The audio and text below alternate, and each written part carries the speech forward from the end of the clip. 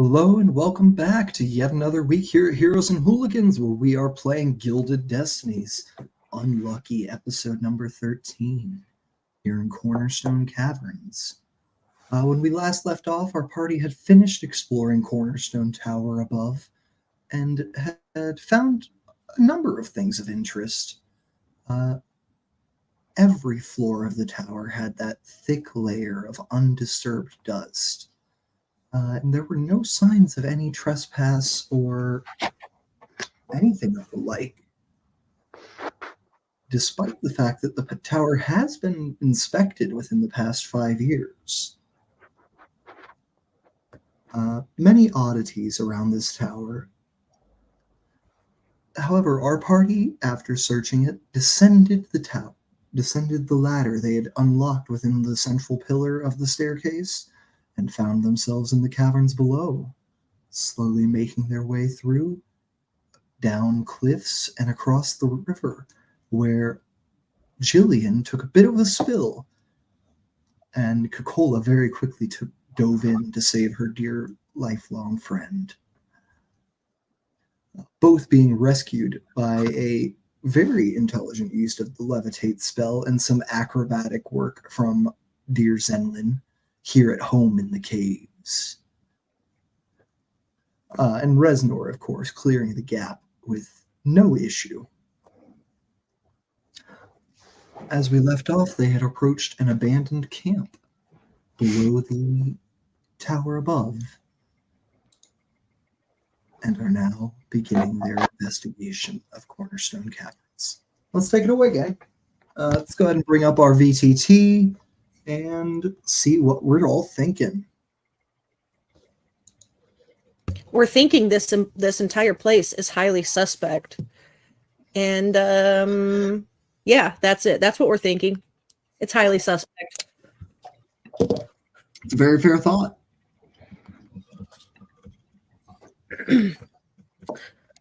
Well, so we got to cross here, that river. I'm going to shake myself like a dog because I'm covered in wet.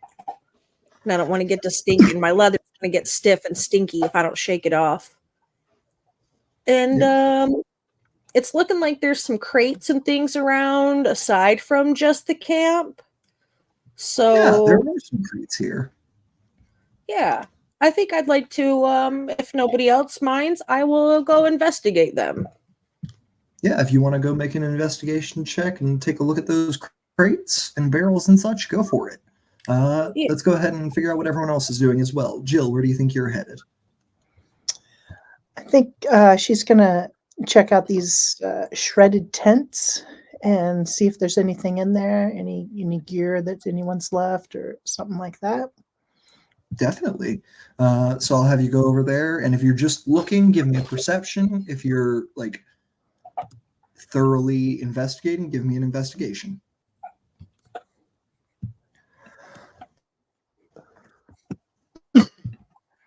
Alrighty. Sometimes I feel like I need a thesaurus next to me in these sessions so I don't just say the skill checks 5 times. Reznor, what are you up to?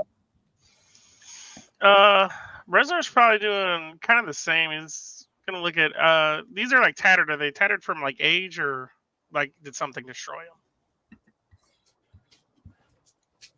them? They look like something assaulted them.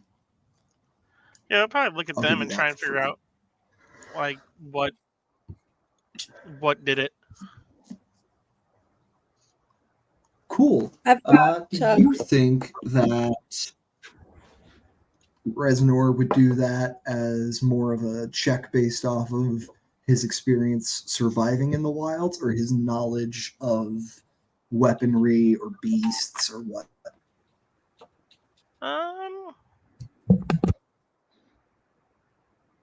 Yeah, probably survival. I would think he would try and figure out if it's an animal or if it's a weapon. Cool. Yeah, just give me a survival check. And Zen, what are you up to?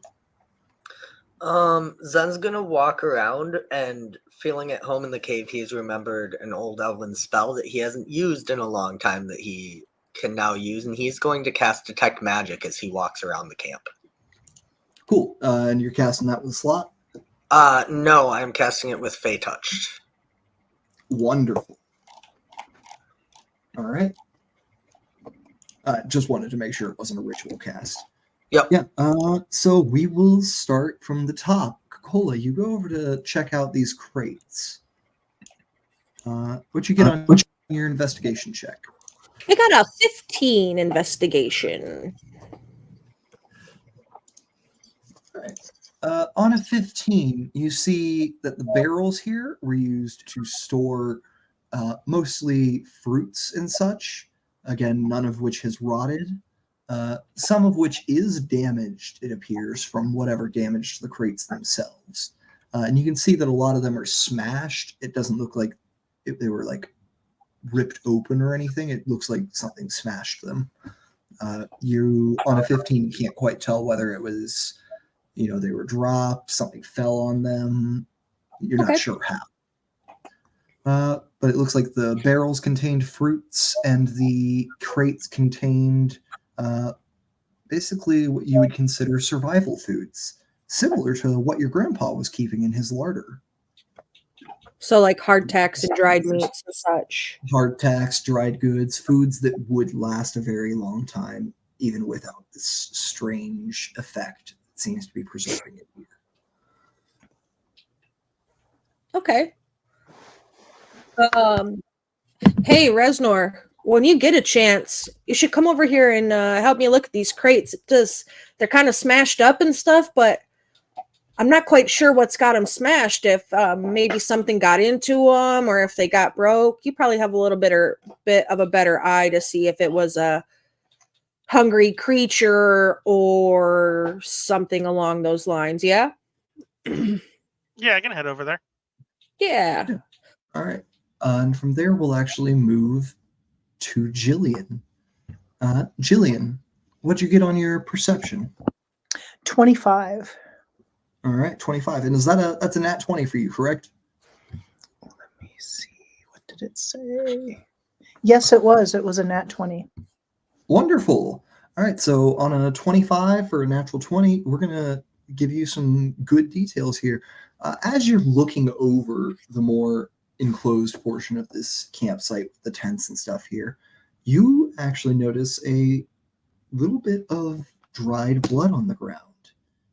Same color and texture as the blood that was on the rock upstairs.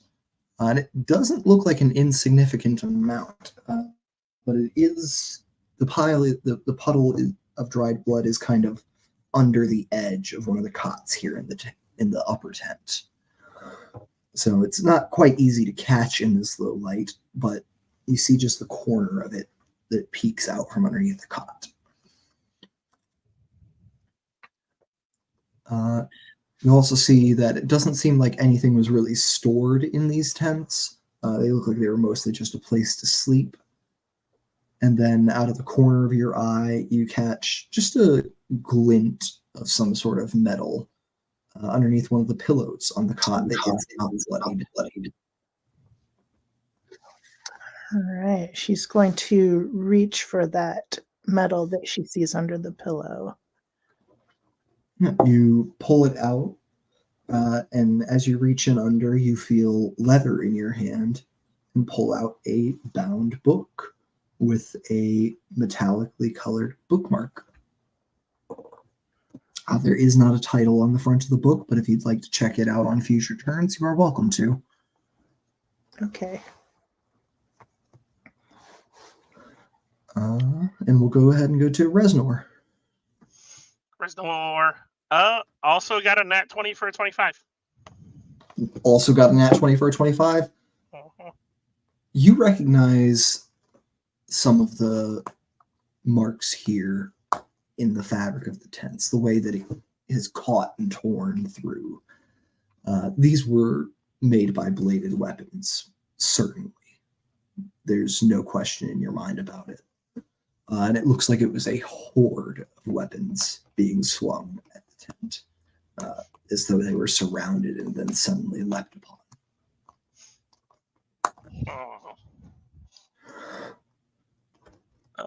You can see in the bottom tent that the way it is torn, it looks almost like there was a hook at the bottom of the weapon that caught as it cut through and ripped with it.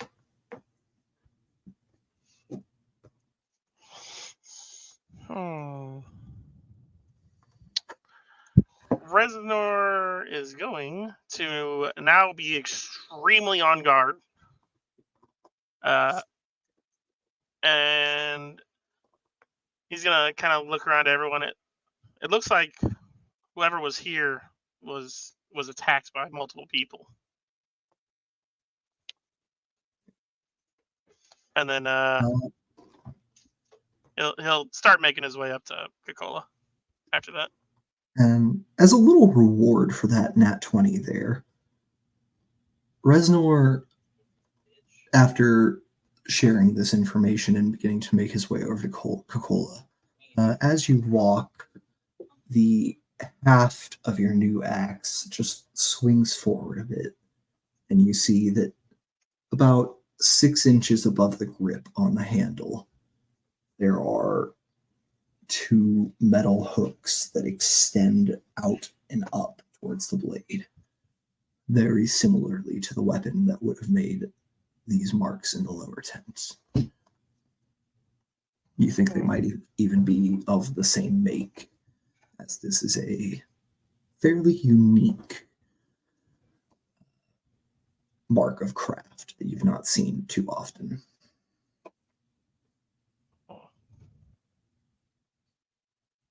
Okie dokie then. All right, and we'll move to Zen.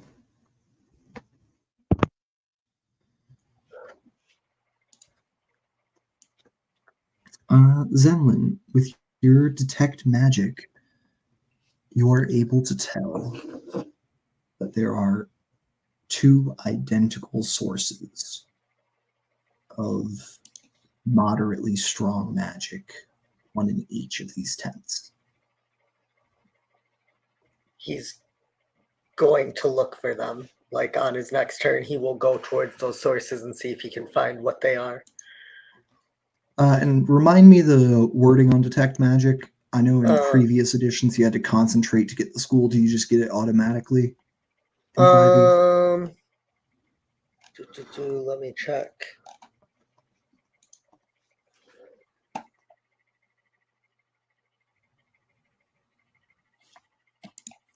According to D&D Beyond, I'm not seeing anything. For the duration you sense the presence of magic within 30 feet of you. Oh yeah, you can use an action to see a faint aura around any visible creature or object in the area that bears magic. So that would be what he does on those turns when he walks into the tents to look for them. Okay, so you don't want to use the action to check the school now. You want to do it on when you're able to see into the tent. Well, I don't think it. Oh yeah, and you learn it's School of Magic. I mean, I guess if he can, if they're visible at this point. You can see the auras, yeah. Okay. You just don't see what they're Then around. yeah, he'll do it on one of them this turn, and then do the other next. Strong necromancy. Okay, good to know. All right. We're gonna take like a maybe 2-minute break here. I gotta go check something quick. There's the smell of smoke coming from lower in my house, and I need to make sure it's just somebody cooking and not something on fire. Definitely go check that.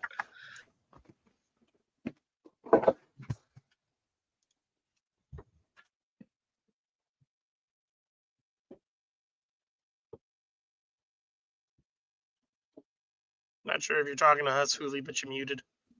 Oh yeah, I'm just kind of like rambling a little bit about such and such. You know, it happens. I'm always muted. I'm good at that. Be like that. So what do you think, guys? This is looking a little more sus the more time we spend here, yeah? So I thought of something. What's that? What opened the ladder? It was Blood magic? you, a dwarf, making an offering to the stones, right? Yeah.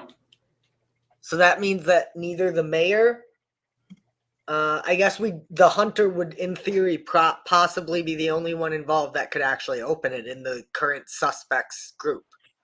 No, he's not a dwarf. He's a shifter. The hunter? Uh-huh. Oh, I thought that was like the manager. No, I'm pretty sure he's a shifter, if I'm not mistaken, right, Reznor? The manager of the Mead Hall is brewery a shifter.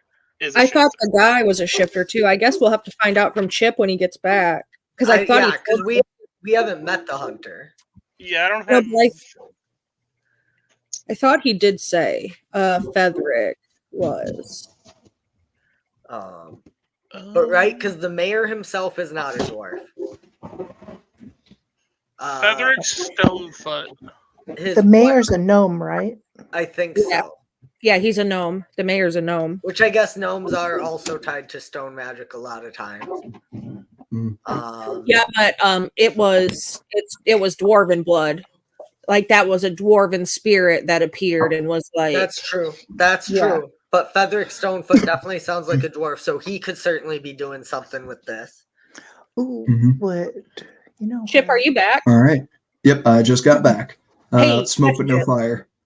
Did you by chance happen to tell us if Fetherick was a dwarf or not? Because I thought you had said he was a shifter, but they corrected me and said that is the manager of the meadery. I have very explicitly not said what race Fetherick is. Okay, so that makes a lot of sense. Oh. Yeah. From Stonefoot, I'm assuming dwarf, but that could be wrong. Yeah.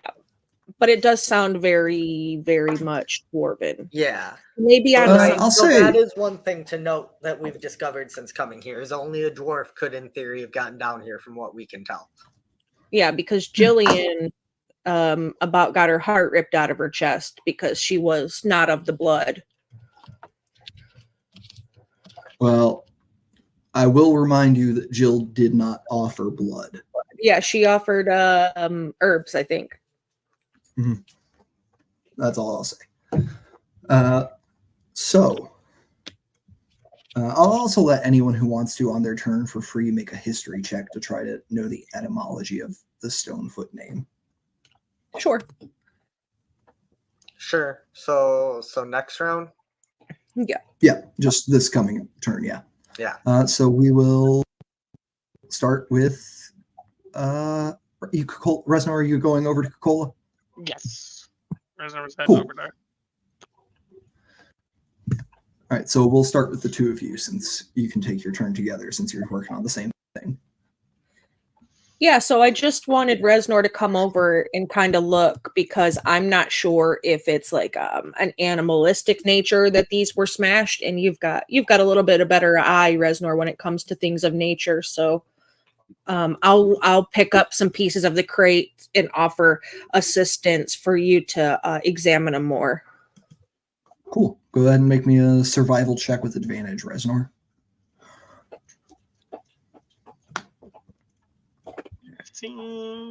Okay, dirty 20. Dirty 20?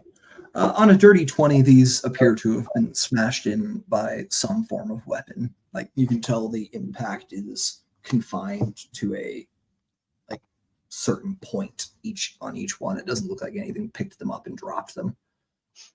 Looks like they were smashed open to see what was inside. Looks like whatever damaged those tents probably did the same to these. So are we gathering that somebody intentionally attacked whoever was staying here and it wasn't just like an accidental animal attack? What did you figure out over there? Yeah, everything I've seen has been weapon made, not animal made. Okay. Yep. All right. So that starts to confirm some things, that there's activities in these caverns below. All right, so I offered the help action. So my next course of action, since we've established that, is going towards Jillian. So that way we can kind of check that book out. Cool. And we'll go ahead and go over to Jill there.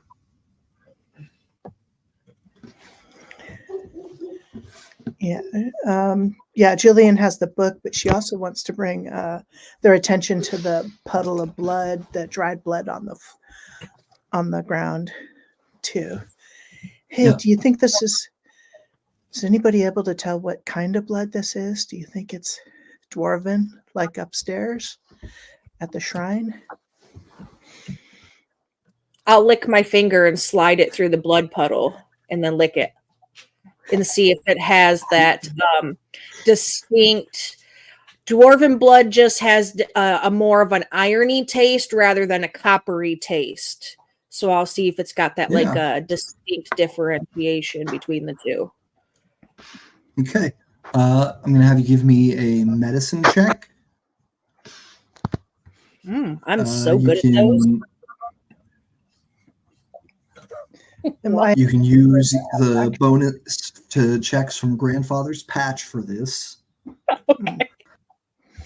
My husband's back here telling me I'm going to get hepatitis from licking dwarven blood. So, and then before you roll it, I want you to let me know what your bonus to this is going to be total. Or before I see it, at least. All right, hold on. Let me look. Because my total bonus is another 6 to that. So 14 is what I end up with. All right. You are unable to tell if this is dwarven blood. That's not, medicine's not my it's not my high point. Yeah, you're unable to tell if this is dwarven blood. Jillian, what do you want to do with your turn? I'm going to show him the book. And you said there was nothing on the cover, right? But there was a marker in there. Yeah, there's a bookmark. Okay. I'll open it up to the bookmark. And do I understand any of the words in the book? Let's see. Jillian speaks Common and Halfling. You do not. You don't even recognize this alphabet. And these words don't make any sense to me. Does anybody know what this says? Actually, you know what, Jillian?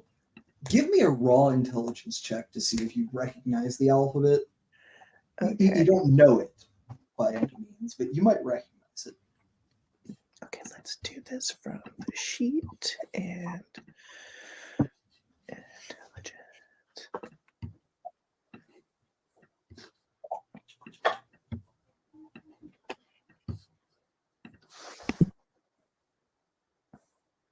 $18. All right, on an 18, you recognize this as the celestial alphabet. Anyone read celestial? Yes. Not I, says the visitor. Okay, here you What go. doesn't Coca-Cola read? Giant. Not true. Coca-Cola, Coca-Cola has Eyes of the Runekeeper. Coca-Cola reads everything. Yep. Coca-Cola reads everything except for facial expressions in the room. So that's about it. Nerd. No, not nerd. This is dwarven stone magic at its finest. I don't know. Being able to read everything but other people sounds pretty autistic to me.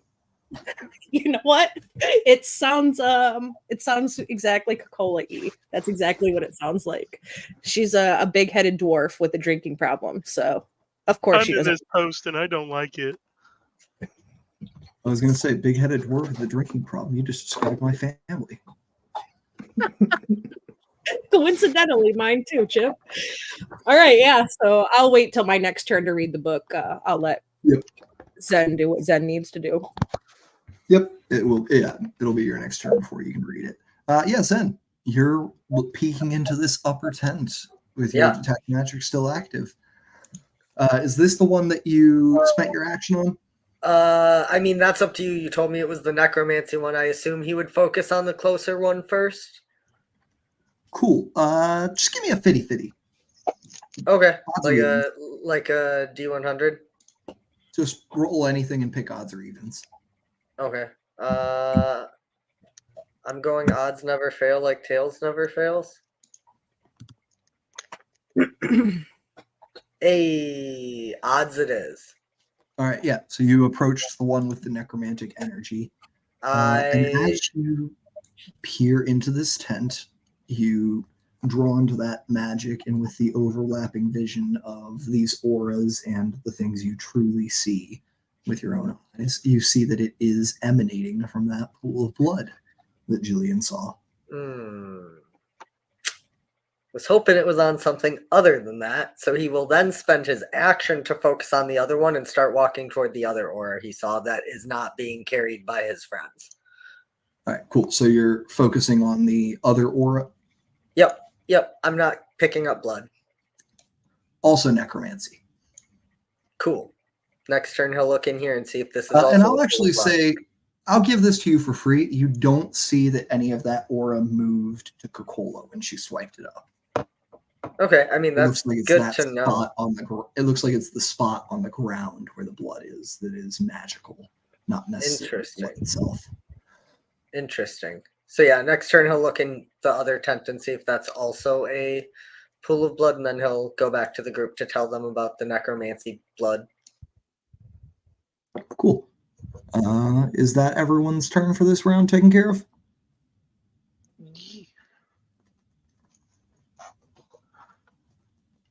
Oh, that's also, I told you the second aura is also necromantic. Yep. Okay, cool. Yeah, that's everyone's turn for this round, correct? Yep. Cool. At the end of your turns after this round, I'm going to need perception checks from everybody. Okay. So we'll start with Reznor, since you're off by yourself there. What you doing, Rez? After he investigates and Cola walks away, he's probably gonna. I would say he's gonna head kind of south here of the tents, but stay close enough that if anyone needed to talk to him, but he's gonna be on the lookout now that he knows that there's potential danger around.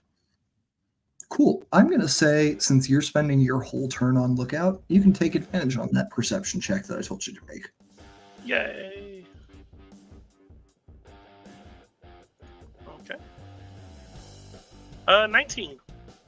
19. That's pretty good. You hear movement deeper in the caverns. It's very faint, and you can't quite make out what it is. It could be maybe stones falling against each other, maybe something being moved, maybe the clash of metal on stone. You're unsure. And we'll go ahead, before you call out to anybody else, we are going to go ahead and move along since we're out of combat and all these rounds are happening simultaneously. Roger. Once everyone's finished their turn, you'll be able to share that information. We'll go to Jillian and Coca-Cola next, since Coca-Cola, you're looking at the book, correct?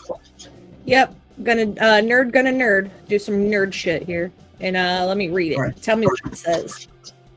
All right, you're opening to the page that is marked by the bookmark.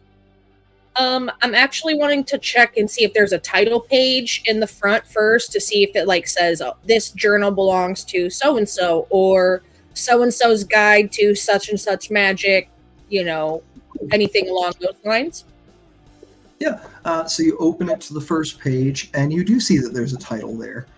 This doesn't appear to be a journal. It does appear to be a book that was professionally made. And you see the title set, and you see the title reads, on the natures of all that which moves forward and from. Yeah, I'm gonna need you to put that in the chat for me, please, so I could write it in my notes. All right, and then I'll thumb to the page where the bookmark is and read that.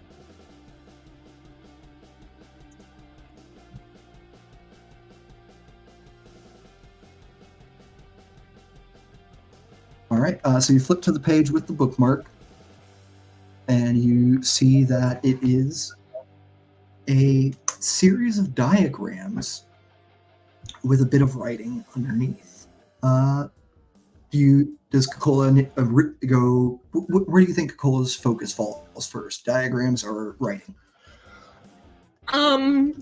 She's a numbers person, so probably the diagrams first, because they're going to depict some sort of information, and she likes spreadsheets, so probably that. And then the diagram below. Give me an Arcana check, please.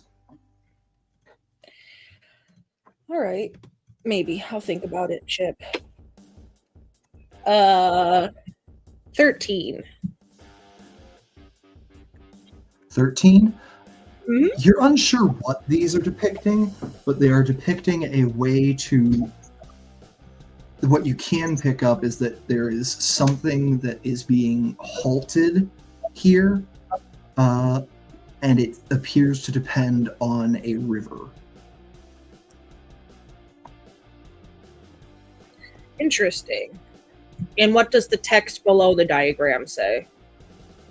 The text below the diagram is not printed and appears to be scribbled in the margins and says, Cavern River, possibility?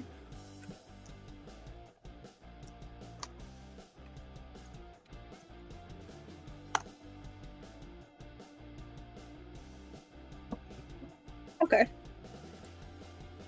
All right, and we're going to go ahead and move along to Zen there. Or actually, sorry, Jill, it's still your turn. What are you up to, Jillian?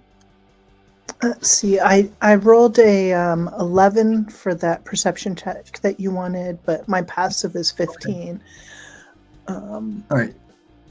So what are you doing during your turn? Because the perception does come at the end. And if you are doing similar to Reznor, where you're playing Lookout the whole turn, you will get advantage on that check. Yeah, she doesn't.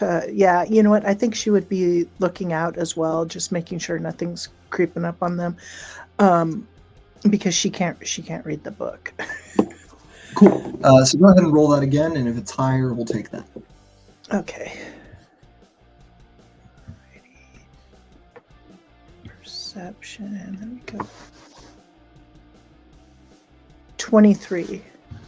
23, 22, you both hear the same thing that Reznor did, but you're actually able to make out a little bit more of it. This is definitely the sound of metal against leather, such as a hammer banging on a shield, perhaps. Zen.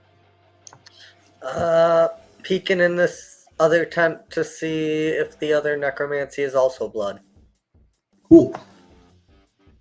You peek into this tent. You are looking at the spot where the other necromancy is. It is fully underneath one of these cots. He's gonna get down and peek under the cot. Does he see anything? Sorry, I keep saying cot, bedroll, like on the floor. Oh, okay. Then he'll walk over and lift up the bedroll cautiously. Yeah.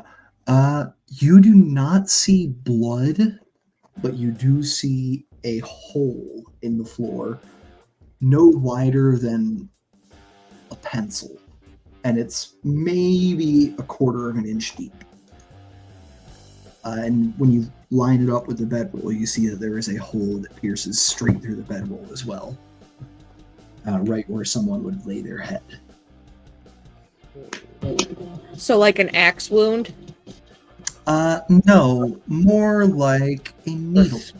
Oh, a needle. I was gonna say a spear, but it's that thin.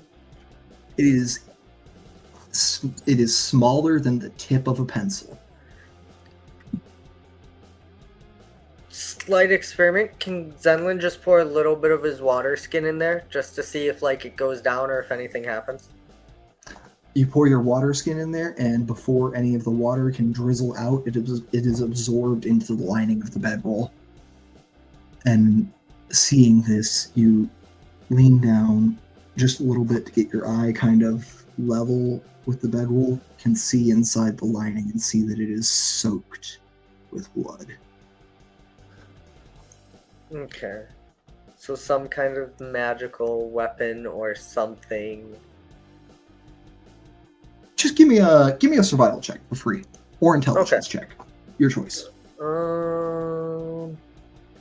Survival or nature, we'll say. Oh, okay. Yeah, we'll do. I think they're the same. Oh no, we'll Cool. do survival. It's a 1. Non-natural 20. Awesome. So on a non-natural 20, something pierced through someone's head, pulled out, and the hole was small enough that the blood couldn't drip through faster than the bedroll was absorbing it. Okay. So yeah, he'll come out and be like, so I don't know what it is, but there's definitely dark magic here, and it's very precise. Yep. Go ahead and give me your perception at the end of your turn.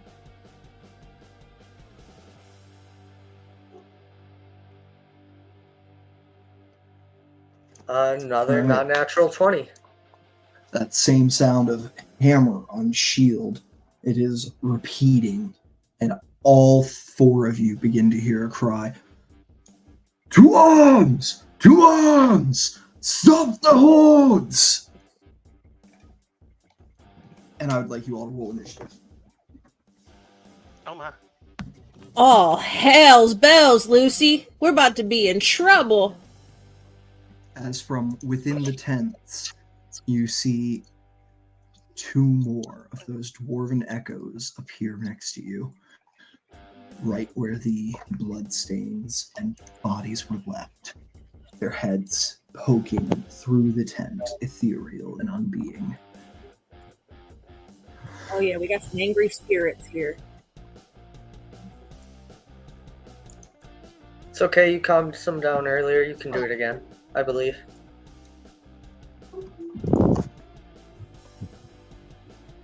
All right. At the top of our initiative, we have Reznor with an 18.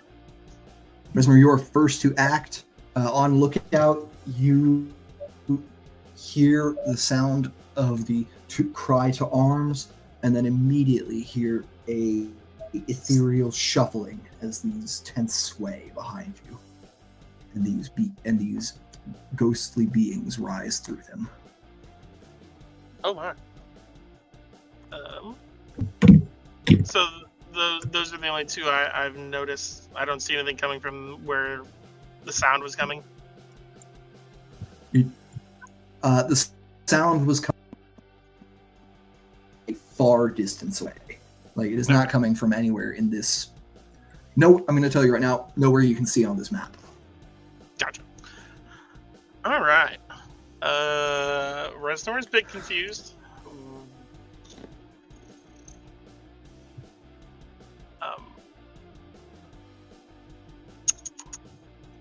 He'll move over and then kind of look over at Coca-Cola.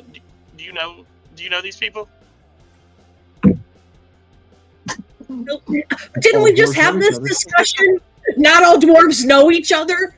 I'm pretty sure we did, Reznor. No, I don't know them.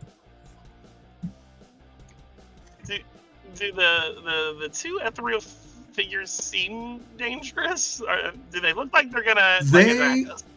I'm gonna tell you right now, they are both posed like they are about to swing on Coca-Cola and Jillian. Oh, well, I can't have that. Reznor's gonna rage. He's not happy. Gonna do that. Alright. So I'll rage. First time I've raged since I became a giant. Give me 1 second, sorry. Alright. Giant statue. So I am now 5 feet larger. Cool. Reznor is massive. Giant Reznor.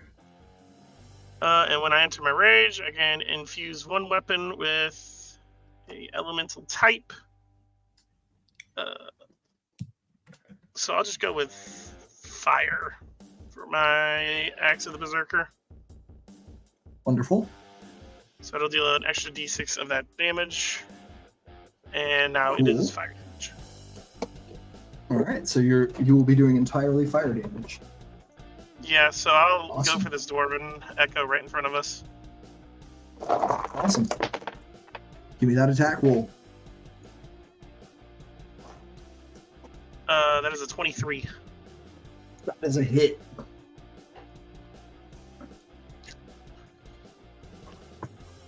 And that would be 15 plus a d6. So that'd be 16 fire damage. 16 fire damage. Nice. You swing on this echo, and you immediately see that it is lessened by your blow. That was a hearty hit. I will go for my extra attack on it as well. Cool. Eep, that is an 11.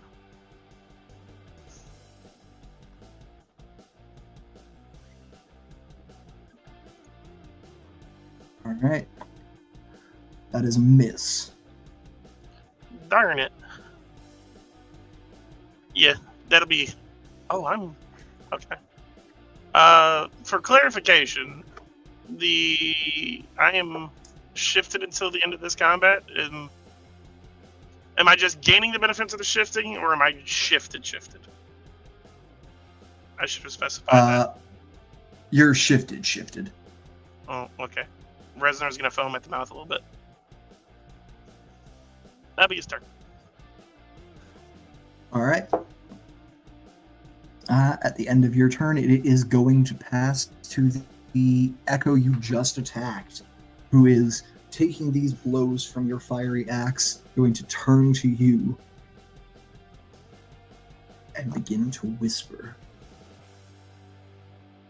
Coca-Cola, you immediately recognize this as prayers to the spirit of stone that it is whispering, and you can barely hear them. They are muted and near unintelligible. On your turn, I'd like you to make a religion check for free. But for right now, I need all of you to make a DC 15 wisdom saving throw, please. You said all of us. Yes, every one of you. Non-natural 20. Natural 1 for a 3. Oof. And this Got is it. against a fear effect, so if you get advantage on those or cannot be frightened, that's cool. 23. I'm just 23. escaping Alright, by the skin of my teeth here with a 16. Yep, everyone has passed except for Reznor. Reznor, you are frightened for the next minute. You can repeat this saving throw at the end of each turn. Duh.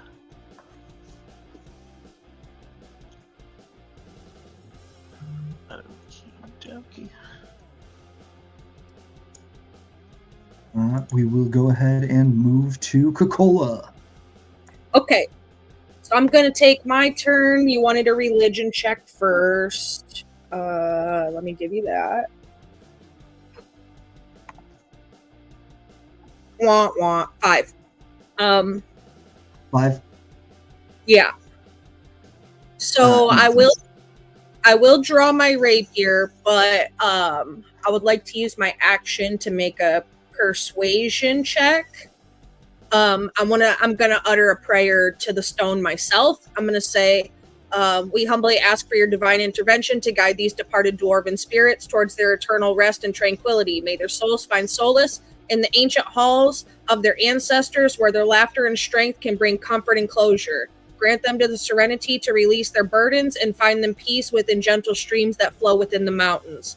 Please send forth your divine guidance and grace, the end, and persuasion to make these fuckers go away. Cool. Give me a persuasion check.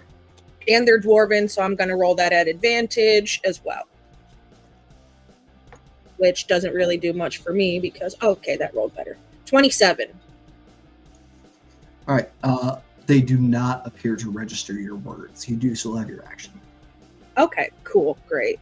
Love it. It doesn't So even then- seem like they hear you, is what I'm going to tell you right now. Cool. So I still have my action, that's great. So I guess I'm gonna stab him. That's about all I got for him. 28 to hit. All right. On a 28, that's definitely going to hit.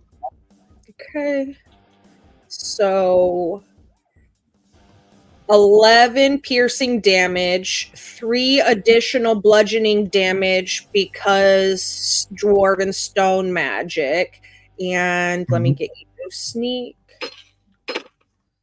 An additional 10 sneak, so that's 24 damage total.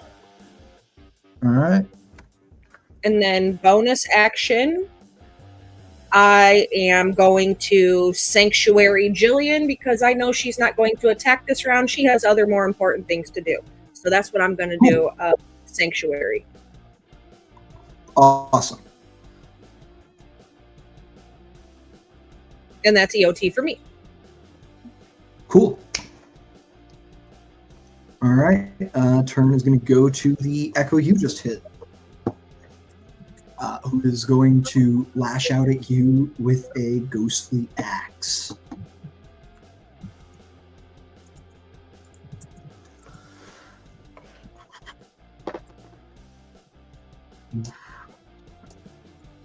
It's going to hit.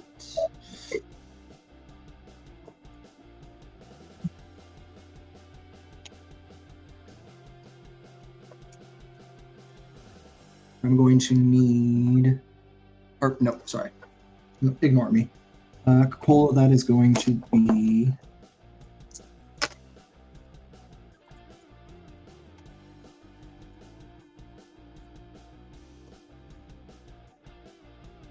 ten piercing damage and 2 necrotic.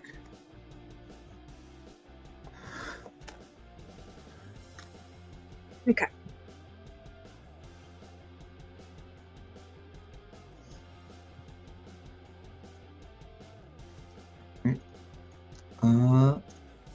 It is then going to take a second attack. It's going to make the wisdom save to try to attack Jillian. Doesn't make it. Okay. And I believe it loses that attack, correct? Or just can't Yes. target Jill? Hold on, I'll read it to you because there's options. Okay. On a failed save, the creature must choose a new target or lose the attack or spell. All right, so it is going to target you again. That's fine. Come at me, bro. All right, that is a miss. Turn is going to go to Jillian. Okay, Jillian is going to use her bonus action to summon her spiritual weapon. Cool. All right. All right, well, you lose Sanctuary if you attack, by the way. Oh. Yeah. All right. Let's see. Everything I was going to do was attack. You need. All right. You should be your Twilight. You changed, so your mode of play is going to change. You should be putting up your Twilight Sanctuary. You have a person in the party with fear. Twilight Sanctuary will remove that. Okay, Twilight. Where is that? Is that under features? Your Yes, channel that is under your features. Yeah. Okay. I'm trying to find it so I can click on the button. All right, features and traits. All right, so Twilight Sanctuary. Where the fuck are you? Should be under your actions. Scroll down your actions. All right, yeah, I'll do actions that way.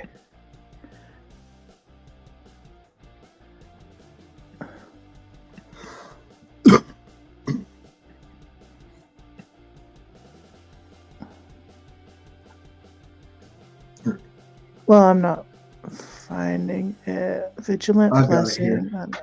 It's under channel Oh, divinity. there it is. It's, All right. Yep. As an action, you can present a holy symbol. 30 foot. Okay, so. All right, so yeah, I'll put that up so that he can get. It grants 1d8 temporary hit points. when That they one's end their a lot. turn in the sphere. So Yeah. at the end of your turn, you'll be able to give one of those benefits to yourself. At the end of everyone else's turn, you'll be able to give it to them. Okay. want to do other stuff to help, but If you've got any bonus actions, you can use those. You still got one of those? okay, for bonus actions, I guess Shield of Faith. It's concentration spell. Shield of Faith. 60 foot. You want to throw a Shield of Faith on somebody? Yeah. Who needs it? Zenlin, are you injured? Yeah. I'll say you would know the member of your party who's the easiest to hit is Zenlin for sure. Yeah, okay. But Zenlin is also not in direct combat at this time with them. Okay. Kakola, you, and Reznor are all right next to them. Zenlin is 100% about to back up. Yep. Okay. All right. Shield of Faith. Yeah, it's a bonus action, 60-foot range. Concentration, Shimmering Field. Okay, so it will add +2 to your AC. Reznor or Coca-Cola? Yeah, who are you throwing it on? Reznor? Sure. Okay. Alright, Reznor, your AC is going to go up by 2 for this encounter. Or at least until she loses concentration. Oh, dope. Alright, at the end of your End turn, of do turn. you want to apply one of your Twilight Sanctuary effects to yourself? Yes. Cool. Go ahead and I think the only one that works on you right now is the 10 hit points. So roll a d6 and add 8, and you have that many temporary hit points. Okay. D6. Roll it. I got 5. All right, you So you can get you can add 13 temp hit points to yourself, and that'll override temp HP that you already have. To be clear, so since you already have 5, that'll just change to 13. They don't add together. Okay. All right, after that, it's gonna be Zenlin. Yeah, as stated, Zenlin is gonna take a couple steps back here. And he's gonna look at the one next to Reznor and Jillian, and he's gonna mutter some words, and he's gonna try to cast Mind Sliver on it. Wonderful. That is an intelligence save, I believe. Yep, DC 15. Cool. This adds nothing to intelligence saves. So that's a failure. Cool. It is going to take 4 psychic damage if it can take psychic damage. All right, 4 psychic. 2 dwarven echo. 2. And that's And just going to be after effects. Are there any let lasting me effects check. from Mind Sliver? I do think, actually, now that you mention it, I think Mind Sliver does something. It has to subtract a d4 from the next saving throw it makes before the end of my next turn. Awesome. So anything that All right. forces a saving throw. Cool. All right, so at the end of your turn, if that is your entire turn, Yep. we got a Reznor, top of the order. Don't forget to roll your d6 plus 8, then. Oh, do I roll that, or Yep. does... You can. You do. Everyone gets it at the end of their turn. Okay. Yeah. If Jill does not say it while Twilight Sanctuary is up, assume that you get that d6 plus 8 at the end of your turn. Okay. 14.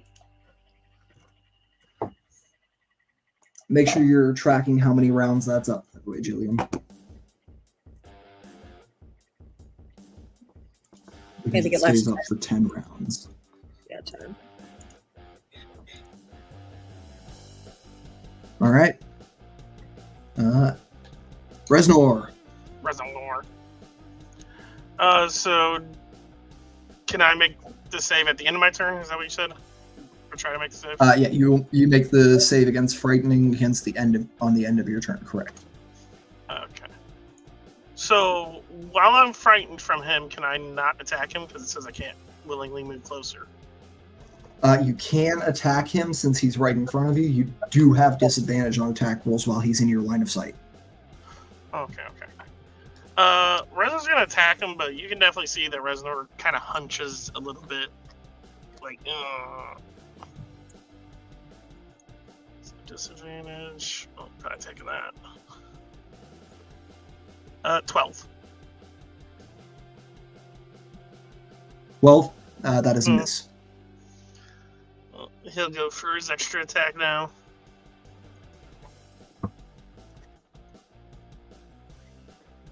Okay, 19.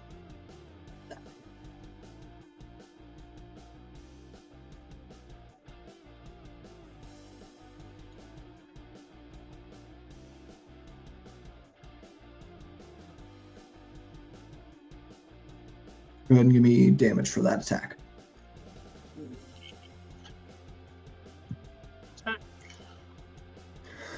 So I get 14 plus my elemental cleaver. 18 fire damage. Nice. Yeah, this thing is looking nowhere near as whole as it once was, as you have brought it down to almost half of its health. And that'll Not quite be bloodied, but almost there. That's Resnor's Any bonus actions for Resnor?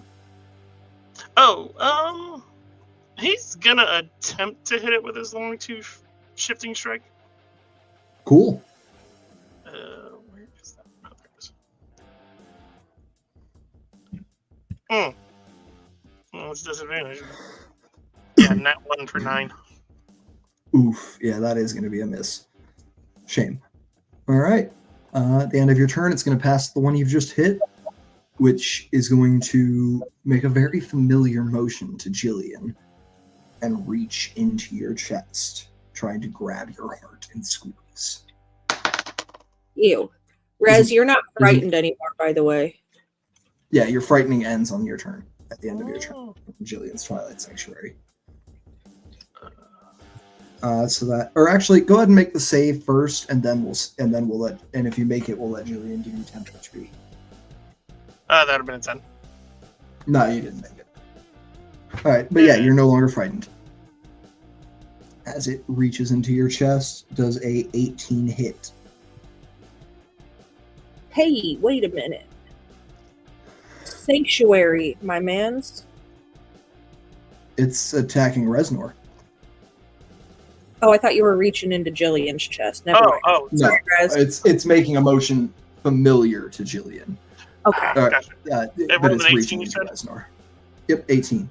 Yep, it hits. With +2. All right, is that Oh, right, with +2. No, that misses. all right? It reaches to you, and its hand is warded away from you by this spiritual shimmer of energy, as Jillian's faith protects you from this undead beast. Get It is then strong. going to swing at you with its axe and hit decisively. That's not hard. I need 18,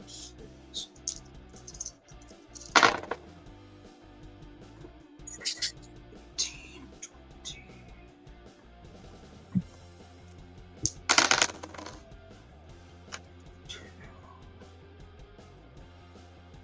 Resnor, you're going to take 34 necrotic damage Jesus, Jones. as it strikes into you, and the axe cleaves through the flesh just above your heart. That was a critical hit. Yeah. Not a happy rest. That will... Yeah. All right, turn ends and goes to Coca-Cola. Good.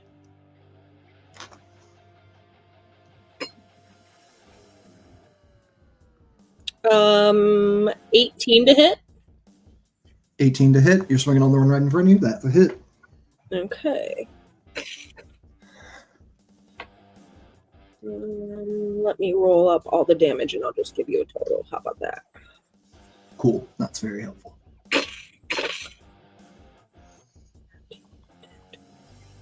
26 damage total for the first hit. All right. 3 of that is bludgeoning, if it matters at all. Cool. With 26 damage, you have bloodied this thing. Good. I'm gonna hit it again. Go for it. Hopefully. Does a 16 hit it? 16 hits.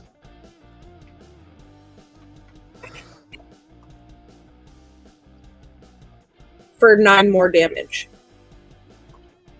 Awesome. And that's All EOT. All right. As you lash out at this thing with 2 quick blows of your rapier and dagger, it is almost entirely undone. One more good hit like that first will wipe it out entirely. Jill. Or not Jill, sorry. Echo number 1, the one that you just hit. It is going to ape its comrade and first reach into your chest, Coca-Cola. He's reaching for nothing because there's no heart in there.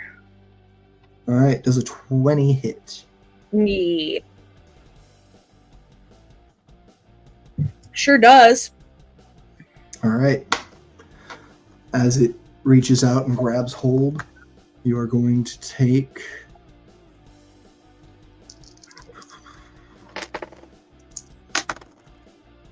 not that much damage, relatively.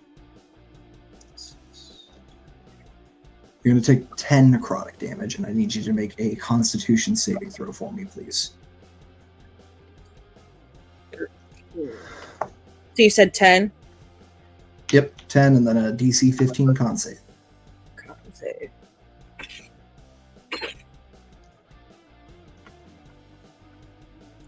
Wah wah. All right, your hit point maximum is reduced by 10. Okay. Max HP reduced by 10. That brings me down to 65. Cool. I can dig it. And then it is going to go to Jillian.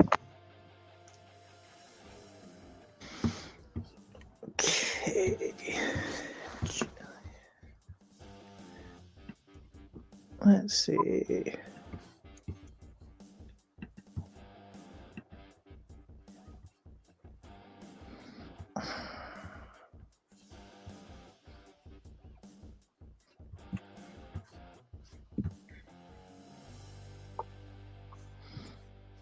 I think I will, Jillian will cast Mass Healing Word at 3rd level. Cool.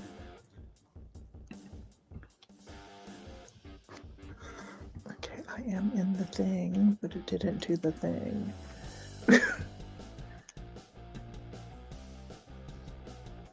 Did you click on the die off to... there we go. So everyone's going to gain 8 hit points back. Cast it at 3rd level, but it's only 1d4 plus 5. So yeah, Mass Healing Word is just a 3rd level spell for the 1d4. Okay. Healing Word starts at 1d4, and then by 3rd level it would be 3d4 for just a single person. So if you wanted to upcast Mass Healing Word, you'd have to use a 4th or 5th level slot. Oh, okay. All right. And then for her bonus action, let's see what she can do for a bonus action.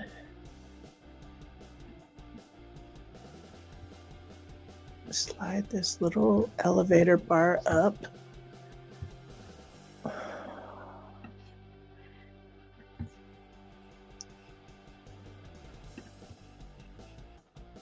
I think as far as your bonus actions go, the only ones that you have that aren't attacks are concentration.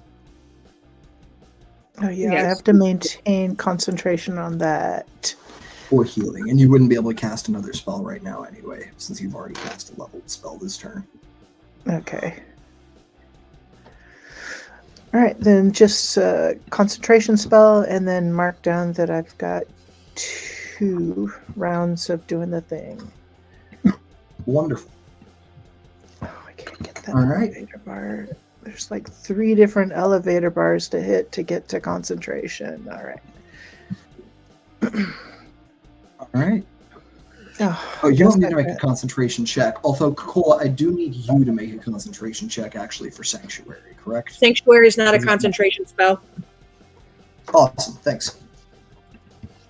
In that case, it is going to go to Zenlin. Cool. Zenlin's gonna mutter some other words in this weird mix of giant and elvish that his spells are in. Is gonna cast Acid Splash, aiming at the one he hit last time, and the second creature within 5 feet will be his buddy right next to him.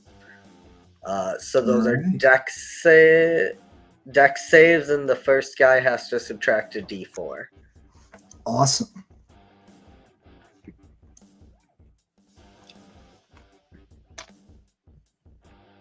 All right, I'll roll the first guy first and let you know what he gets. That is a 3. I'm guessing that fails. It does indeed, and then the second guy just has a normal save. Dirty 20. Okay, so the first guy takes 5 acid damage. If he takes acid damage, the other guy takes none because he passed, and it's a cantrip. All right, cool. So you said 5. Yep, that's correct. All right, he is bloodied.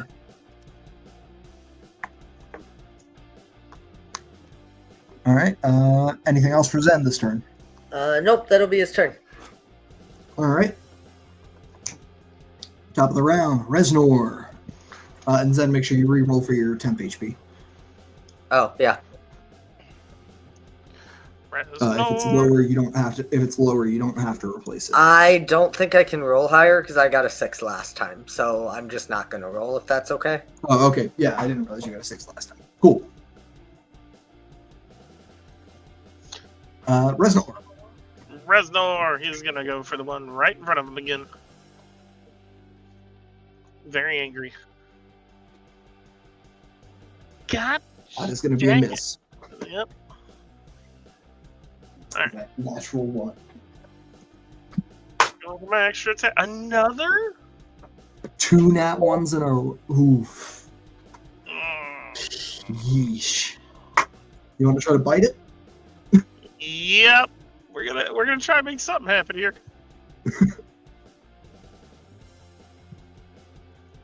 That was a 17. I was about to say 3. I was going to say, is it going to be 3 nat 1s? 17 will hit. That's for 8 damage.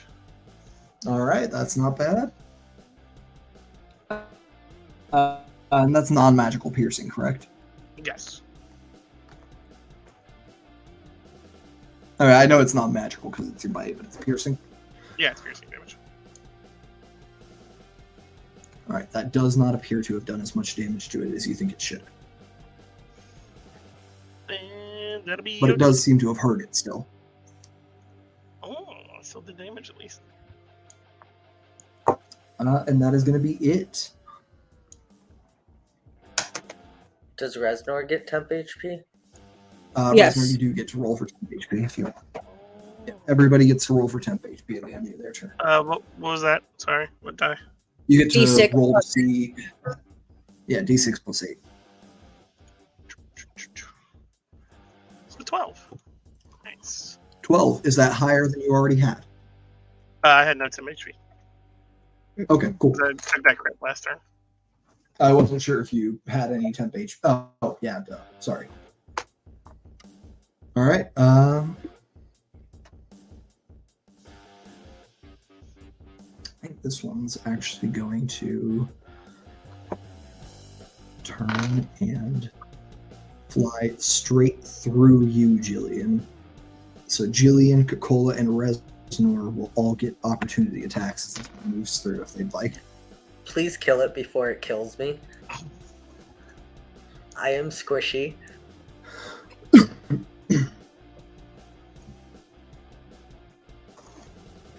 Oh, Jillian might not want to, though, for Sanctuary.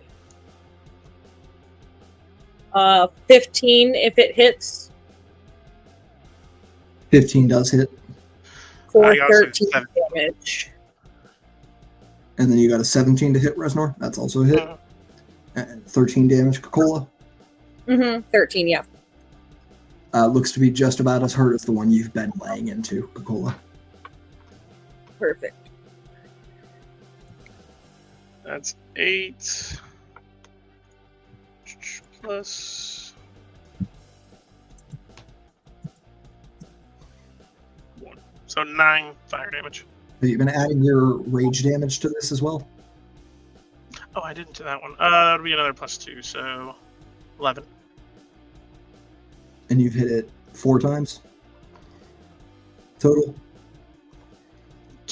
We'll add 8 to that. So Yeah. 19? Yep. All right. It is still standing, if barely, as it reaches you, Zen. It looks like it is scraps of energy held together by will and hatred as it looks at you. And you can tell that perhaps for the first time this fight, it is seeing you as you truly are compared to everyone else, and it wants you dead. What does that mean? I'm nothing. Beast from below! You said it As was it, nothing. sink, Oh, that's fair. as it sinks both of its hands into your chest. Oh no. He's double fisting you. Does an 18 hit.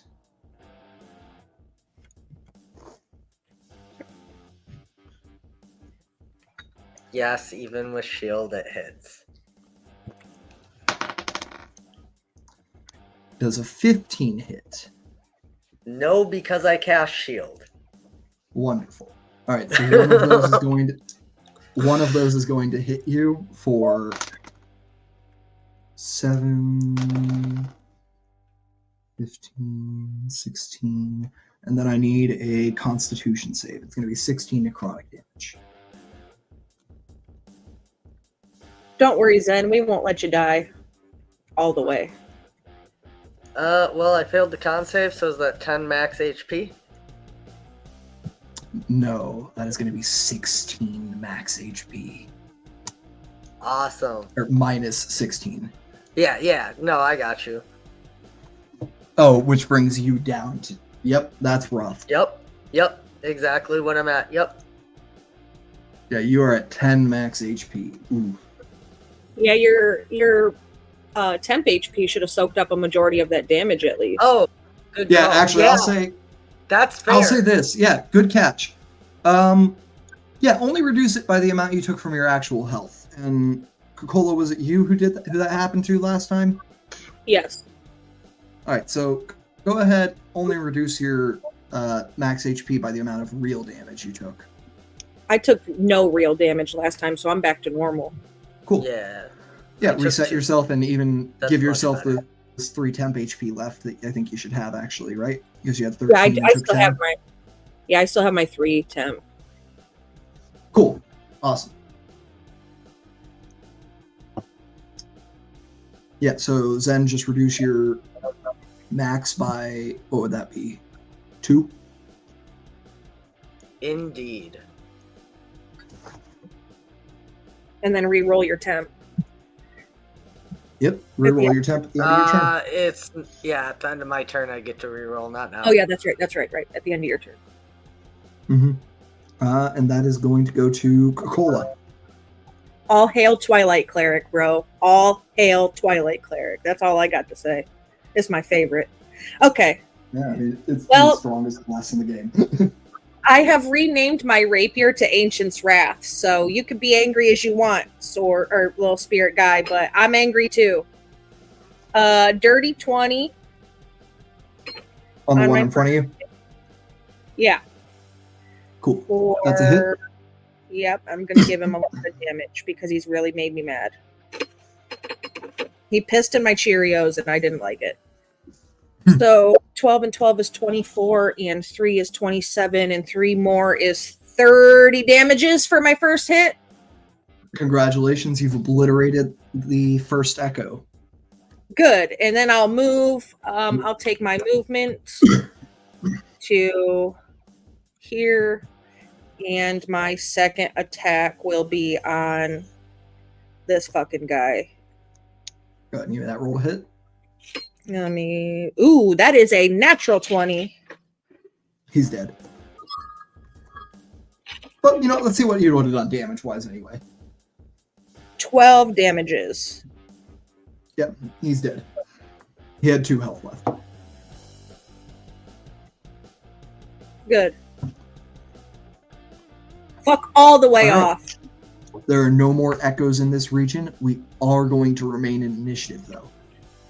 Reznor, your turn.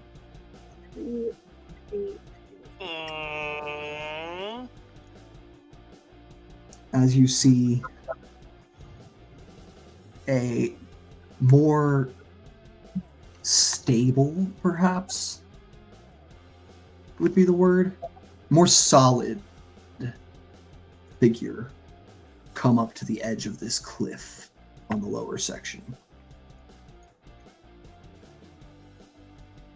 A dwarven woman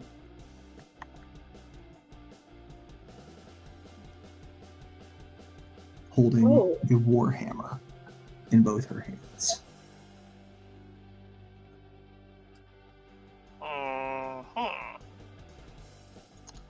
So Reznor notices her.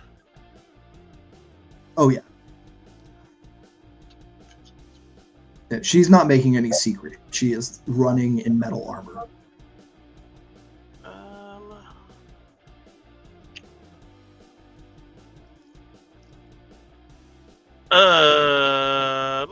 Reznor is going to roar. Cool. 5, 10, 15, 20, 25, 30, 35, 40. And then he's basically going to sprint off towards the new opponent or new foe he sees. Cool. Do you want to dash? I think he would. 5, 10, 15, 20, Cool. 25, 35, 40. He's now in the middle of a bridge. Cool. I need an acrobatics check as you cross that bridge. Yeah, I knew it. It That's looks so rickety sweet. as shit. Oh, wait. That is a 19. Easy. Reznor, you are in your element. You are rushing to kill an enemy. No paltry bridge is going to stand in your way. Reznor. Cola. You said it's a completely corporeal dwarf, right? It appears to be fully corporeal, yes. Okay. Whether it's living, you're not sure from this distance.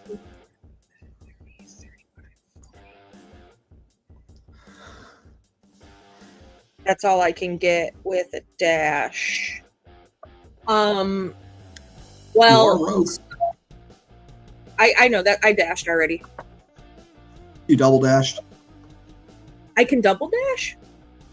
You can dash as As your a action. bonus dash as your action. bonus action. Oh, shit. Well, yeah. Yeah, you're a rogue. That puts me right in front of Rez anyway. Cool. Give me It that appears acrobatics check to mostly- cross the bridge at full speed. Yeah, sure. If it's mostly corporeal, I got an 8, so I'm probably gonna fall and die. You do not fall, but the bridge is going to act as difficult terrain for you, so you're going to finish your turn here. Okay, so just like 10 feet shorter. That's fine. I think because it appears fully corporeal and it has been established by Zenlin that there was necromantic energy and we just came across dwarven spirits, I'm going to assume that this is some sort of re-risen dwarf. What the hell is that word? Reanimated. That's the word. So Okay. that's my turn, but I'll call that out to my friends to kind of like bring attention to that. Because it's EOT for me. All right. Jill.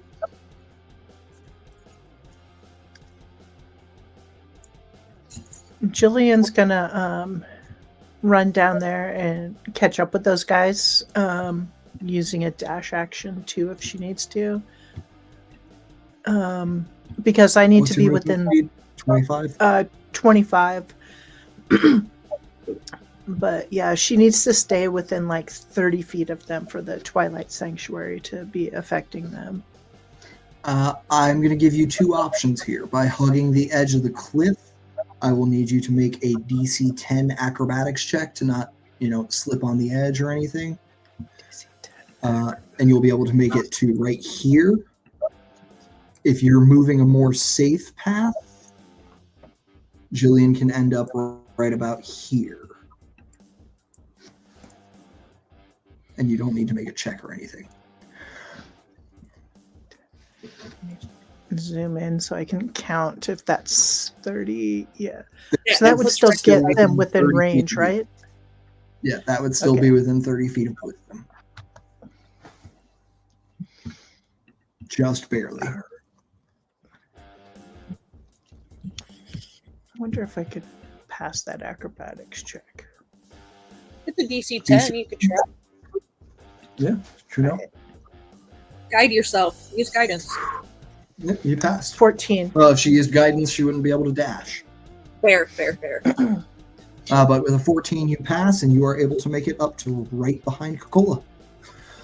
All right. And I'll have you make the acrobatics check if you move Ouch. across the bridge at full speed on your next turn.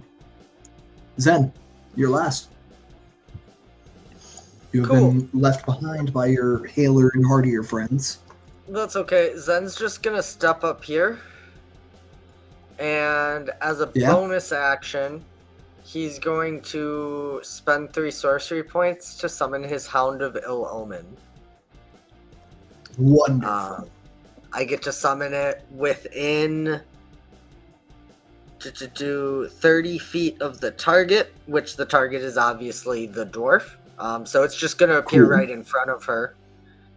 It uses a direwolf statistics, and it gets its own initiative, so I can roll a d20 and look up direwolf stats to use. I've got Direwolf. Direwolf, but medium, right? I think so. The Hound with the following changes. Yes, it's medium.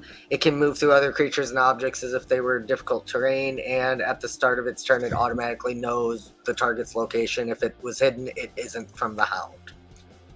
Cool. We can put it right there for you. Does that sound good? Yep, that's cool. And then I can roll the d20 for the initiative. Wonderful.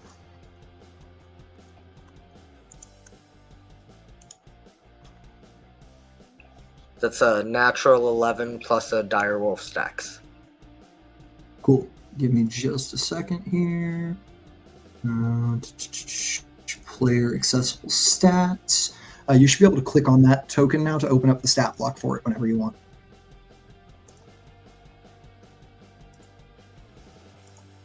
So natural 11 plus direwolf stats. So that's going to be a 13.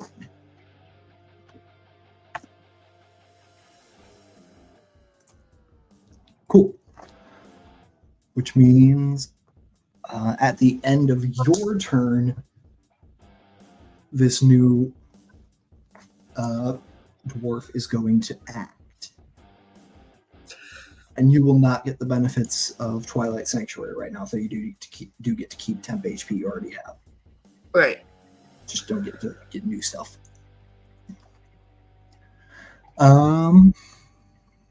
Yeah.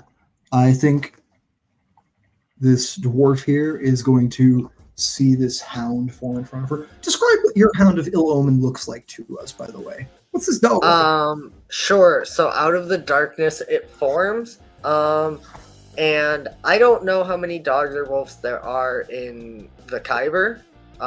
So it would have some kind of aspect to that. It probably looks very sleek, almost like it's not furred. Like it has the shape of a dog, but it's because it's shadow and it doesn't like have like fur standing it up. It almost looks like it's made from like oil. Does that make sense? Yeah. Yeah. This dog, to the three of you from the surface, dog is definitely in quotation marks, appears just in front of the dwarven woman standing above you.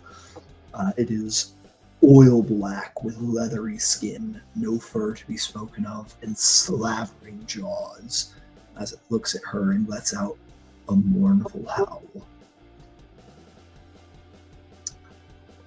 She is marked for death. She is going to look at this hound that has just appeared, cry, Valkyr, to arms!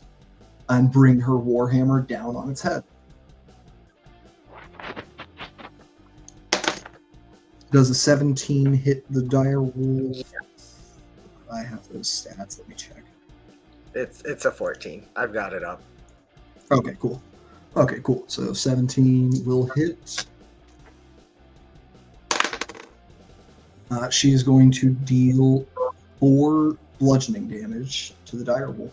Which it takes from the 8 temp HP it gets from my sorcerer level. Nice. And that is going to be the end of her turn, actually.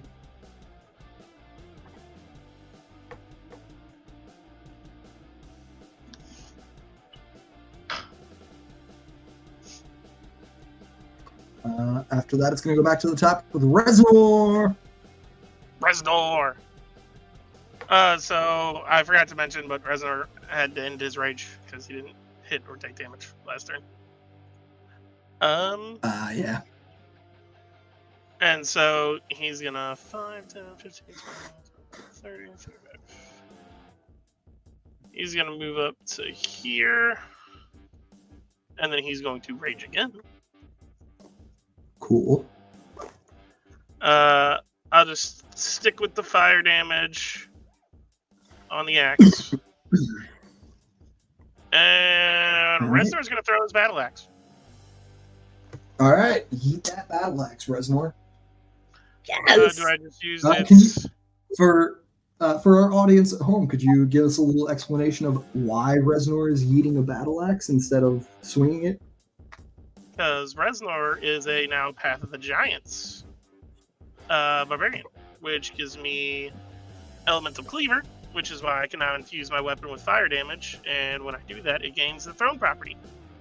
So if I Wonderful. throw it, it reappears, even if it hits or misses in my hand. Wonderful. Go ahead and eat this battle axe, baby. Yeet. Dirty 20. Dirty 20 is going to hit.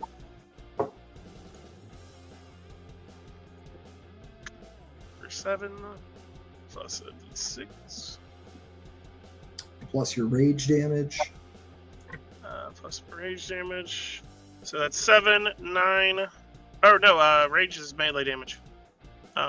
Rage also apply.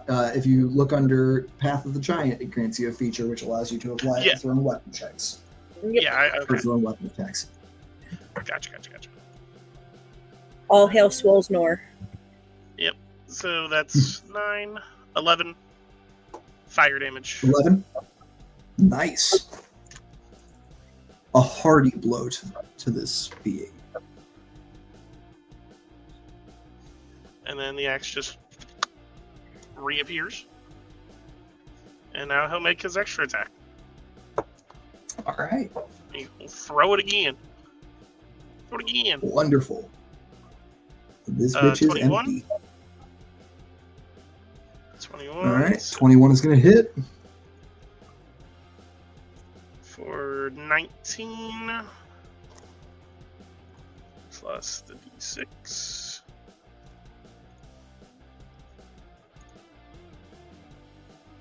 So that'll be 18 total damage of fire. 20 total damage. Yep. All right. This Valkyrie falls on 20. And you can see as she falls, she falls back. This battle axe having collided with her chest, and her body dissipates into scraps of flesh before fading away. Yeah. The hound fades away. Hound fades when its target dies. It does indeed, but that's okay. So yeah, just like the shadows kind of just drift away and disappear into smoke. Cool. I'll get rid of that. All right. That is going to go to Coca-Cola. I want off this busted ass bridge. Cool. You don't see any enemies right now, but you can be pretty sure more are coming. She was calling out for more people. Yeah. So if you want to take the rest of it as difficult terrain, go ahead and do that. And then if you want to dash, you can, or you can do whatever you want with your action. I'm just want to get off the bridge. I'm just going to use enough to get off the bridge. That's all. Cool. Yeah, that'll just be 20 feet of your movement. I will hold an Eldritch Blast attack if one comes into, sight. I'll hold my attack. Cool. Ready your action to make an Eldritch Blast against the next enemy you see. Yes, that's correct. And I'm going to take my temp HP up to... Nice. Dig it. 13. All right, and that's EOT for me. All right, Jill.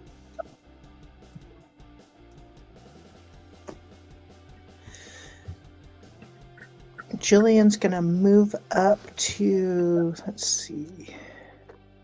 She's going to go across the bridge and stand next to Coca-Cola. Yeah. And I'm still within range of Reznor so that he's got the protection. And I'm going to just wait and see if anybody else is going to attack us. All right. And end of turn.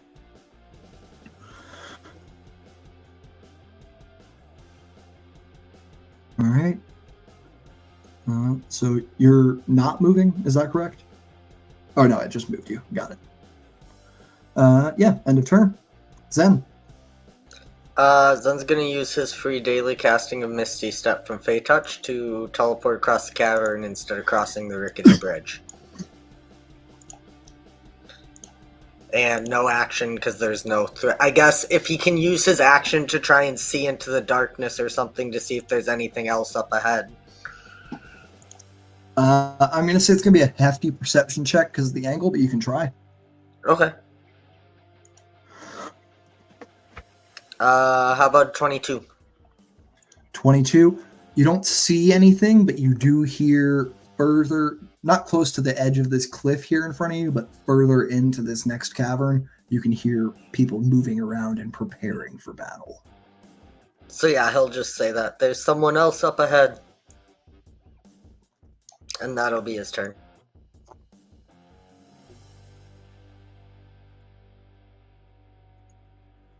Cool. Back to the top. Reznor.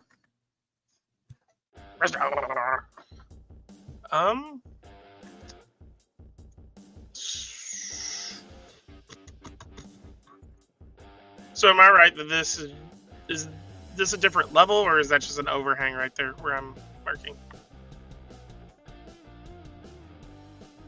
No, it is. You would need to climb up to get to the next area. Reznar's is still at the raid. Yeah, you're giant now. You're like, what, size large now? Yep. He's gonna try and climb the wall. Yep.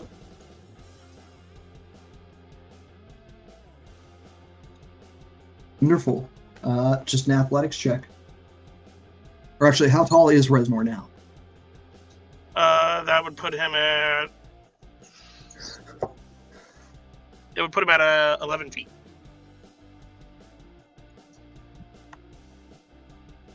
Sorry, what was that? 11 feet tall.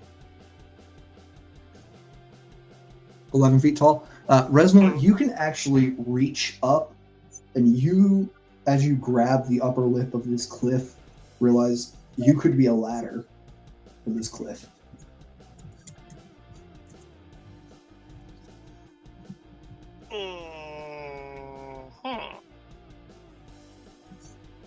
I like that idea. Well, good news, bad news. He's not going to be a ladder for long after this turn. I will say, for right now, I'll give you 2 free turns before each. No attacks required. just because I like the flavor. You're actively in combat and afraid. Yeah, Reznor That's what grab you the want. top, and then he'll sit there and he'll kind of look behind. He didn't say anything. He's still kind of foaming a little bit, but he'll make it pretty apparent that he's going to try and help people All right. across or up. All right, cool. All right, so I'm gonna run up Reznor, All right, and cool. that's only gonna put me so right at the top. I'm What gonna about give you? you a little bit of a peek behind the screen here. So the DC to climb this cliff on its own was 15. You can either use Reznor to reduce that DC by 5 or give you advantage on the check. And it can be athletics or acrobatics. I can, I guess, take advantage. I guess. Okay. That's a nat 20. Nat 20. You For 20. scramble up. You scramble up, and on your way up, you're able to point out little footholds in the rock and all that around there that people could grab onto while they climb. Everyone else making this check will have a DC 10, and they will get advantage from Reznor still. You will, while I'm waiting here, I'm gonna hold action in case something comes. Actually, I'm going to tell you right now, as you get up to that upper level, you are able to see that there are 5 more Oh, well, then I'm not holding shit. of those Valkyries waiting for you. And I started blasting. Cool. Who you blasting? This guy right here. If you mouse over them, they've all got names Valkyrie and 2. numbers. Yeah, I think it's 2. Wonderful. All right, so Yep. 19 to hit. And then a 14 to hit. 19 and then a 14. Yeah, to hit. Ooh, the 19 will hit. Okay. Wow, such damage. 6 Eldritch Blast, force damage with another 3 bludgeoning damage added to it. And, I think I should get sneak too. You do not get sneak attack on this. No, I don't get sneak. I don't have advantage. I didn't grant myself advantage. Okay. Yeah, that's it then. I'll just be here and Alright. wait. Alright. And I'll call out Alright. there's 5.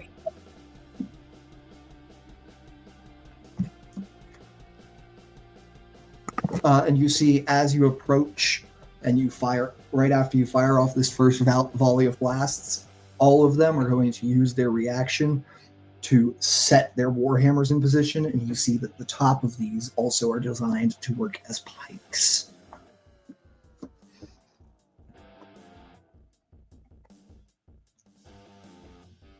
End of your turn, we are going to go to Jillian.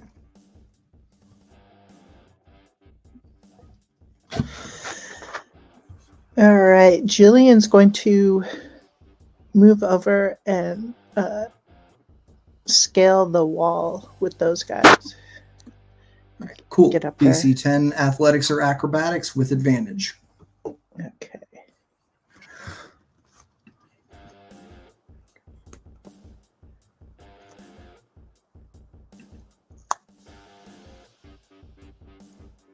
Oof.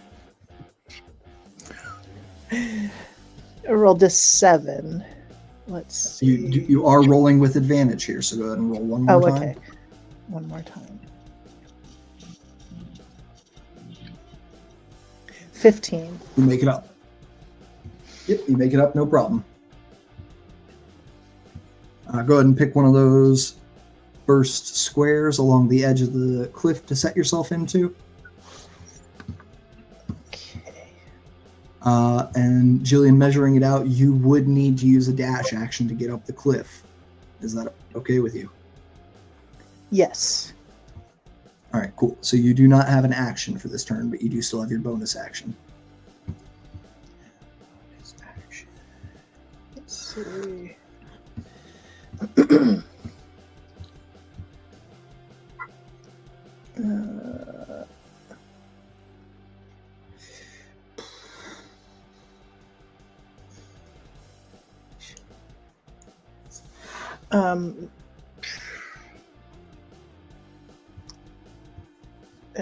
It's just going to be the end of her turn.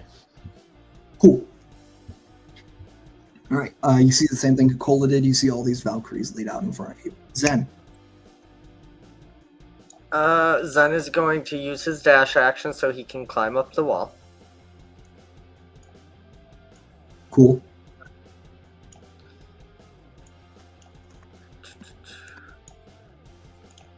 And I just want to make sure quick that this is... Oh yeah.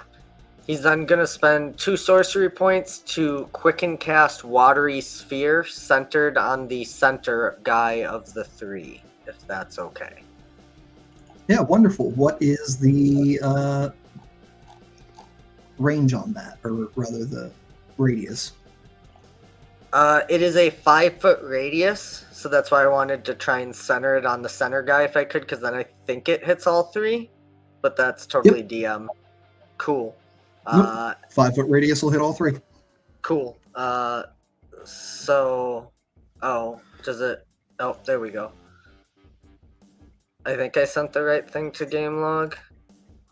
No, I'm no, pretty I did sure not. you sent your sorcery point thing. There we Yeah, go. you sent There Haunted we Magic. go. Now that's there we Wonderful. go. So it's a strength save DC 15, or they are restrained inside the bubble of water. All right, and on a successful save, they're ejected to the nearest space of their choice. Got it. Exactly. All right, so I need to roll 3 strength saving throws here.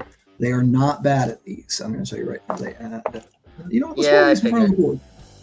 I figured. They add 5 to these, and we'll go left to right here.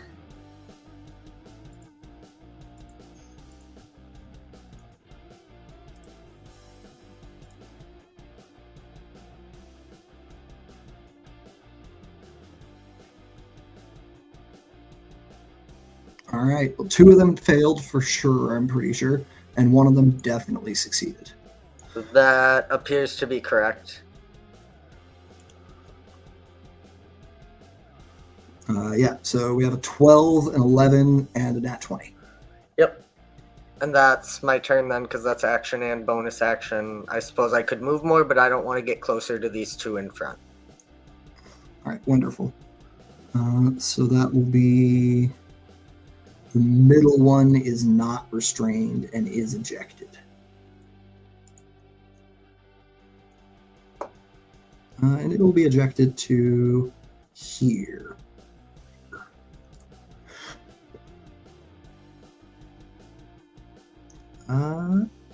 That's the end of your turn? It is indeed. And then I do believe they can repeat at the end of their turn. I'm trying to see. Yeah, it's at the end of their turns. They repeat the save, ending the effect on itself as a success. Yep. So they aren't ejected when they succeed the save. They just are no longer affected. Got it.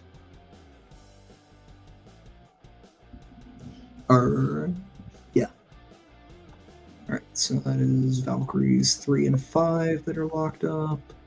All right. So Valkyrie 4 is the one that was ejected. It is going to move 1, 2, 3, 4, 5 to here. And then it is going to reach into a little bag on its side and throw a hammer at... I've just got a line of sight on here. Cola. That's going to be a miss. So much for dwarven camaraderie.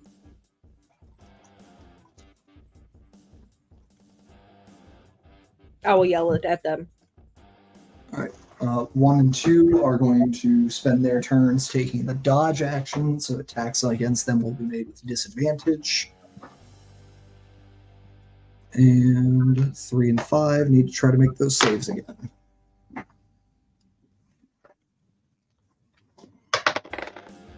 That's a failure.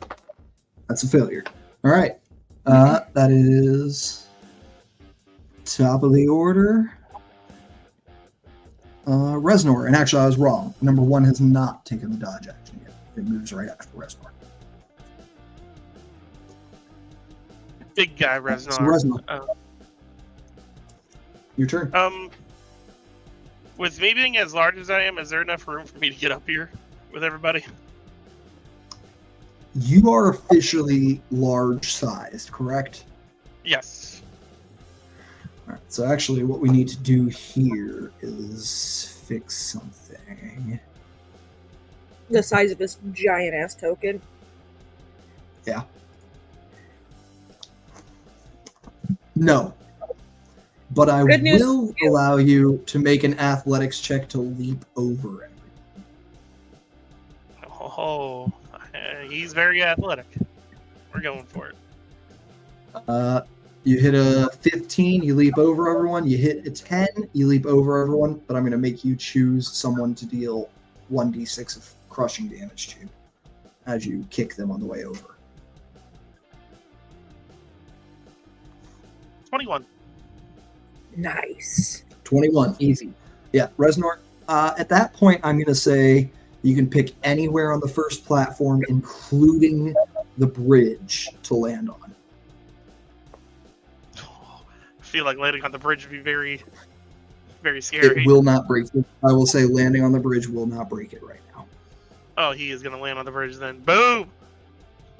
Cool. Swolesnor. All right, Swolesnor, what you doing? Does that take any of my movement? That takes your... What's your movement? 45? 40. 40? That takes 25 feet of your movement. Okay. Well, I'm going to get in melee range without overlapping tokens. You are in melee range.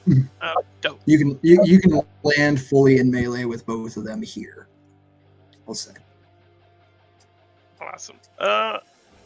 I'm going to make a reckless attack on Valkyrie 2. On Valkyrie 2? Mm-hmm. Wonderful. So you'll be making that flat. Yep. Since it took the dodge action. And then it'll have advantage on. Well, I'll have a disadvantage against all attacks against me. It'll have advantage on all attacks against you. Yes.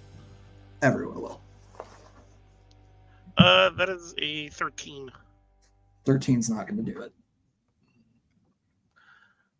He can go at it again. All right. He's just raging against the machine, and this one will be at disadvantage, right? No, you're Reckless still attack. reckless attacking. Yeah. I'm sorry. Say that again. Reckless applies to all of your attacks. Oh. Oh, then it was flat, so it was it's a just 24. made flat. Yep, 24. Yep. And then we can take that 10 for your bonus action strike if you're making it. Okay. So we go with the damage for that one. Mhm. So 12 plus 2 is 14. Cool. Plus- Give me your element damage. Yep. Bottom. So 15 on fire damage. 15. Nice. And then I'll just go with the 10 for 9, or it'd be an 18 if I'm using my bonus action attack. 18. Yes. If I'm taking that Will 10, hit. because I don't get plus 9 to that one. Yeah, that'll hit. And that would be for 9 plus 2. So 11, if I can math. All right. It is going to fall. And you see it dissipate in much the same way as the first. And then he's going to turn and he's going to roar at Valkyrie 1 for end of turn. Cool. It is now Valkyrie 1's turn. And it is going to take... She is going to take a disengage and move back here next to her comrade.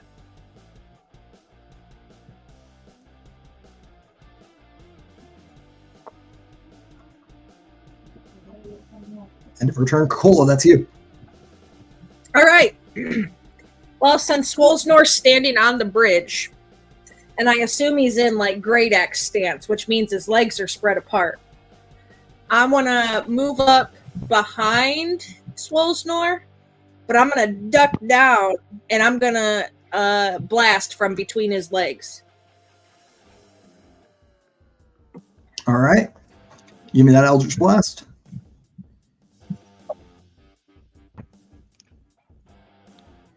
Oh, that's not the right one. Ignore that. Well, 2 minus that is my Eldritch Blast. So that's an 18 instead of a 20. 18 will hit? One. Or Okay. wait, sorry, who's this on?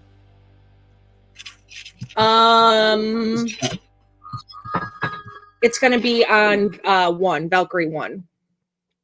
I'm sorry, that will not hit then. 18 won't hit Valkyrie 1. 18 will not hit Valkyrie 1 right now. You can see, as I said earlier, they all set their pikes at the end of their turns. You can see they are providing cover to allies against ranged attacks. Okay, well that's great. My second one is a Watch your natural. blast out of it. Natural 20 is going to hit. Yeah, for a 27. And that's going to be 18 damages. Very significant, immediately bloodied. Oh, no, more than 18. Take 3 more bludgeonings on it. 21 total. I'm not going to work out that percentage. Immediately bloodied still. Over 2/3 of the its health is gone.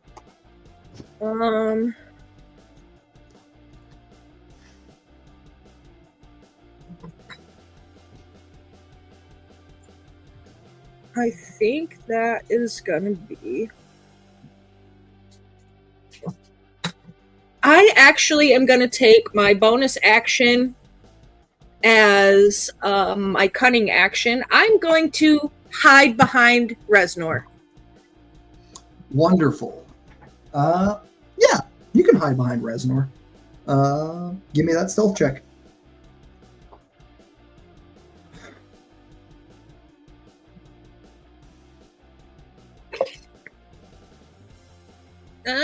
24.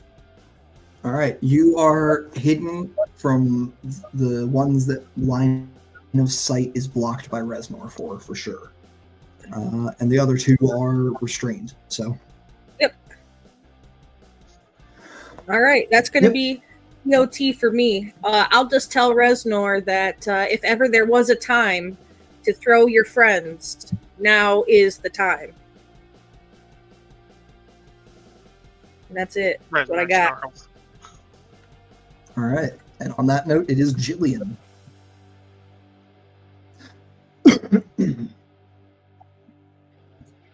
Jill, what you up to?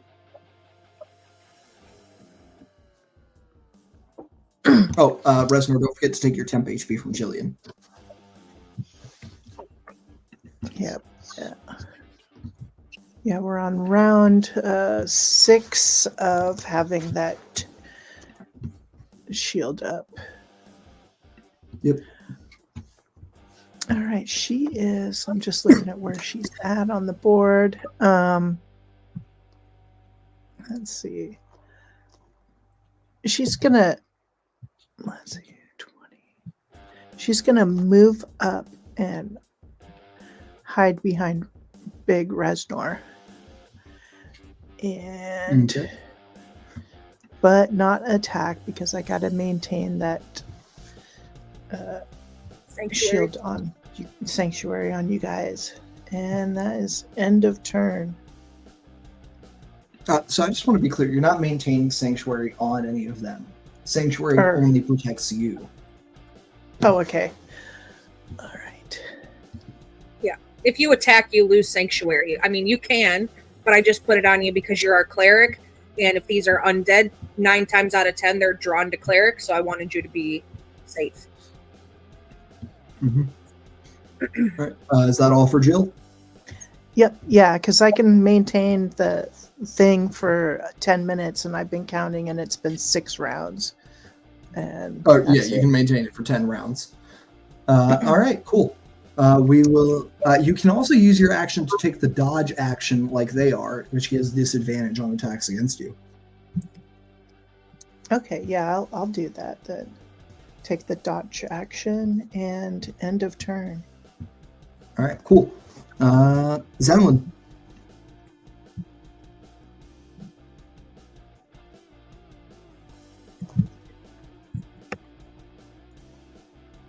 I am going to spend my action to move the sphere 30 feet and slam it into the other two and force them to make saves because it can restrain up to 4. Cool. And they stay restrained in it when you move it, correct? Yep, they move along with it. That is correct. All right, wonderful. All right. I don't remember how to get rid of this thing. I'll move it.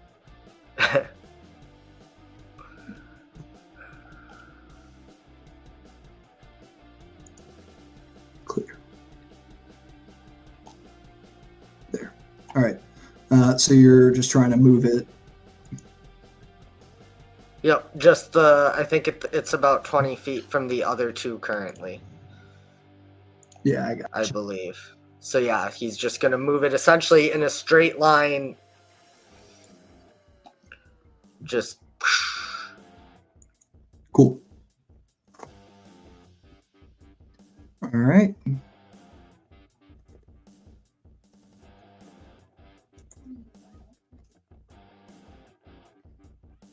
All right. So they both need to make strength saves as well. That is correct. 7 for Dwarf 1, 17 for 2. Second one passes and is ejected. The first one is restrained, and I'm not sure if they're undead, but if they do need to breathe, they are in fact engulfed in water. Okay, cool.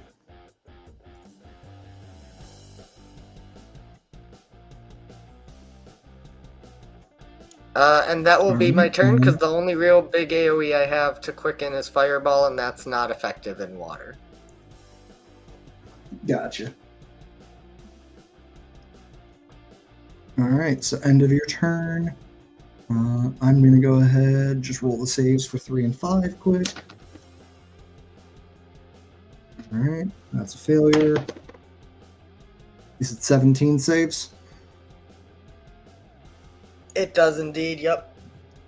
And this is Alright, the so end of 5 their is turn. free. Yep. Yeah, 5 is free at the end of its turn. 4 is going to move to over here and is going to attempt to shove you off the bridge, Reznor. I'm going to need an athletics check from you. Athletics. You need to beat a 16. I got a 19. All right, cool. It tries to shove you, and you just, with your bulk, stay firm. That's its turn. It is you. It is me. Mm-hmm.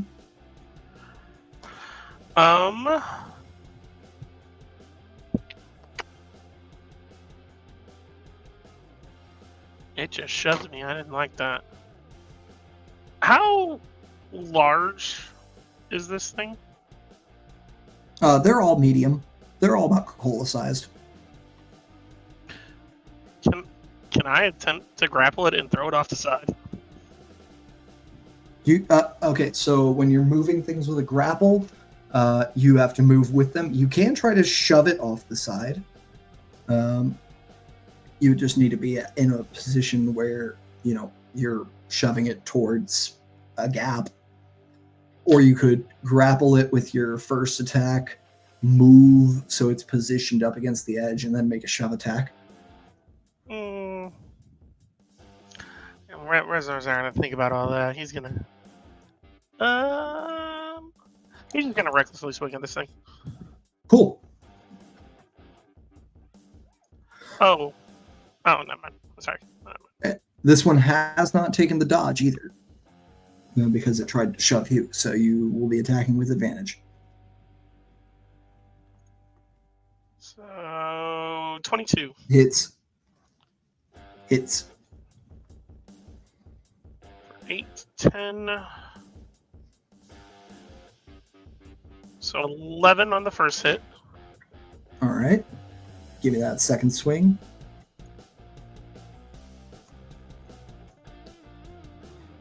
Uh, 15, and then a nat 20 for 29. Nat 20. Nice.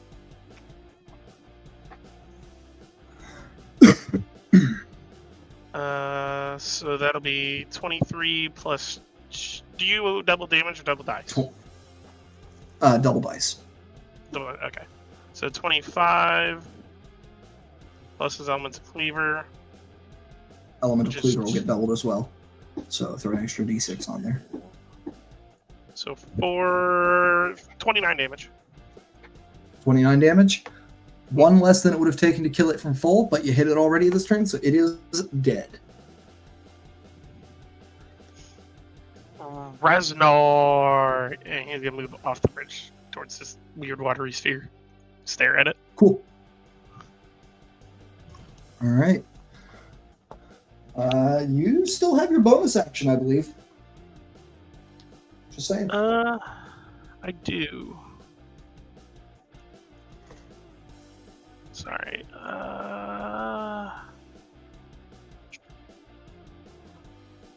Why can't I not find the 1 2 straight? Oh, there it is. Sorry. Found it. You'll have advantage against this, both because you reckless attacked and because it's restrained.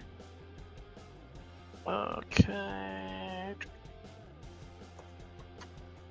Crit fishing. 24. 24 will hit. Cola just brought up a good point. We should check and see. No, the sphere doesn't say it reduces water damage, so it doesn't. It's base underwater combat. Any But creature it's submerged, in so it has water. resistance. Yeah. Yep. Yeah, resist.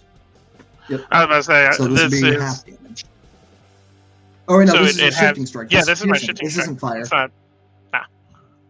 Yeah, this is just piercing damage. 8, and that's on Valkyrie 1. 10 total. Because that's plus my... 10 range. total? Yep. All right, and Valkyrie 1? Yeah. Dead.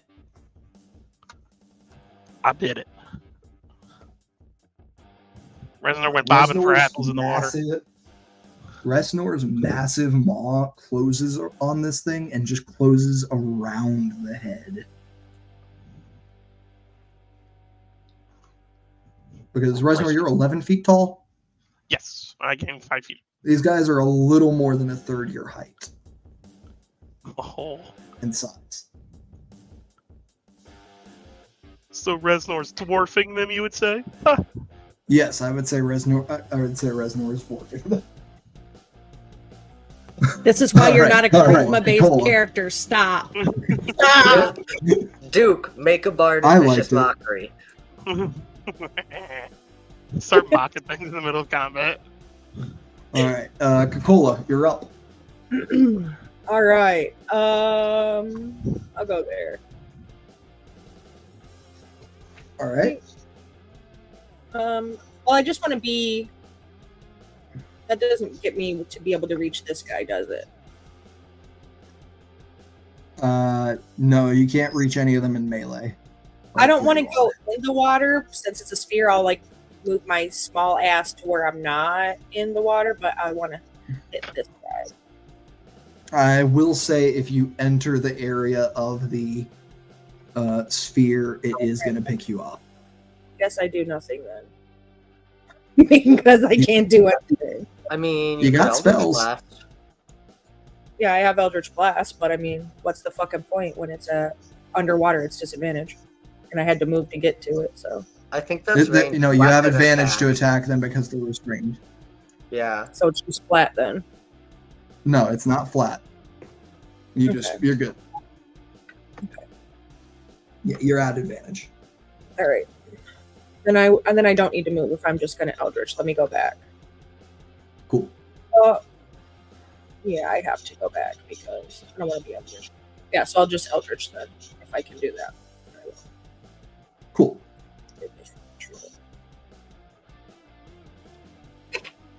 Alright. That'll hit. for the first. 16 will hit with them restrained and unable to dodge or protect each other. And that 12 I don't think does. No, the 12 will miss. Is this targeting the top or bottom one? The bottom one. Okay, cool. And that And is 16 damage with your Dell. yeah, but what I'm going to do is, I should have said this first, since I'm not moving, I'm going to use my bonus action to steady aim. Okay. Oh, I haven't get to John him anyway, so I don't need to. So I do get sneak. Okay, great. Yep. Right? Okay, yeah, so I don't need this. I don't. Let me check something here. Okay. Quick. I don't think you can get sneak attack on Eldritch Blast. But I'm not. It says if you hit 100. any creature you hit with an attack, finesse, or ranged weapon. I mean, isn't Eldritch range? This is right? not a ranged weapon. It is a ranged Right. spell attack. Fair. Great, then that's it. Just the 16. Cool. Every DM is It different. is bloody. It's different Yeah, for I every gotcha. DM. Yeah, I got you.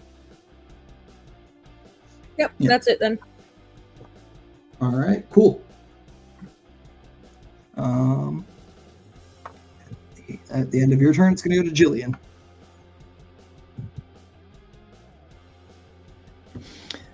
Jillian's going to cast Aid at 3rd level. All right, you're going to cast Aid at a 3rd level. Wonderful. That should be what, 15 HP, or is it 10? 10. 10. And yeah, all of your that's- allies are within range. So everyone's Yep. hit point max and current HP increases by 10. Huzzah. How does that interact with us with reduced hit points? This over is on top of that, right? Yeah. Yeah, this basically re-ups your hit points by 10, so to speak.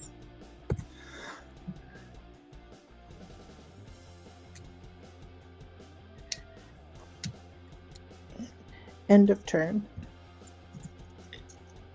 All right. After Jill, it's going to go to Zenlin.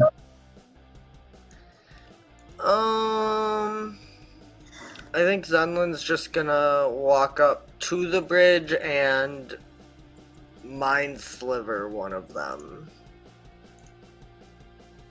This will be, we'll say, we'll do this at number 5.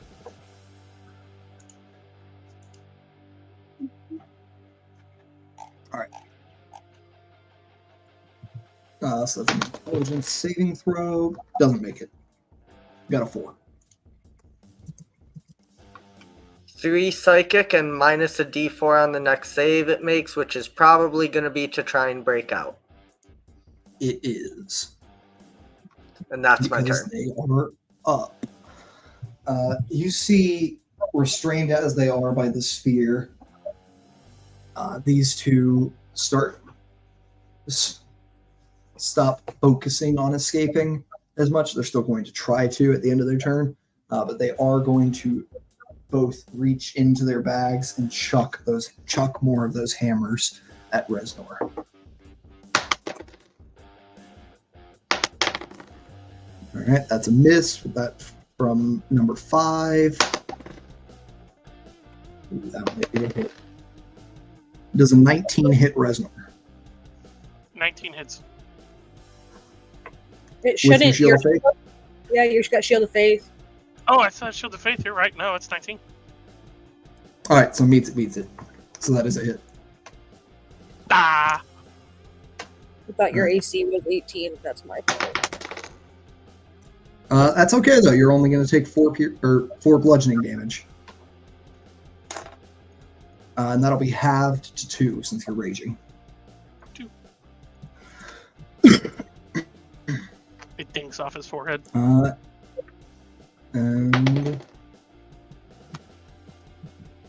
all right, And number 3 at the end of its turn saves and is no longer restrained.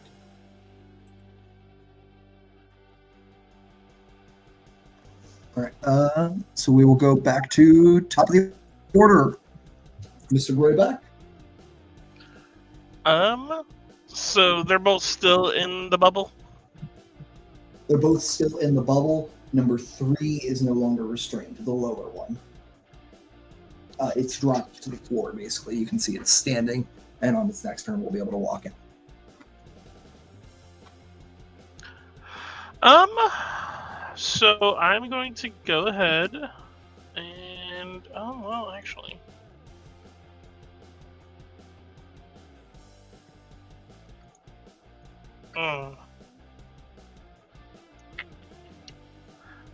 So Reznor is going to change his element to lightning. Bonus action to change your element to lightning. Yep. Nice. And then so 5. So my reach is now 10 feet, so I could hit both of them from where I am, right? Without stepping too close? Correct. He's first going to go for Valkyrie 5, recklessly. All right. I will point out that you already have advantage on 5. You do not need to recklessly attack it. Oh, you're right. Okay. Yeah, I'll just go with normal advantage, then. Cool. So that'd be... dirty 20. That'll hit. Bang. 16. All right. 18. So 19 lightning damage. All right. That is a solid blow to number 5 there. It does not look very steady on its feet. And here comes his extra attack.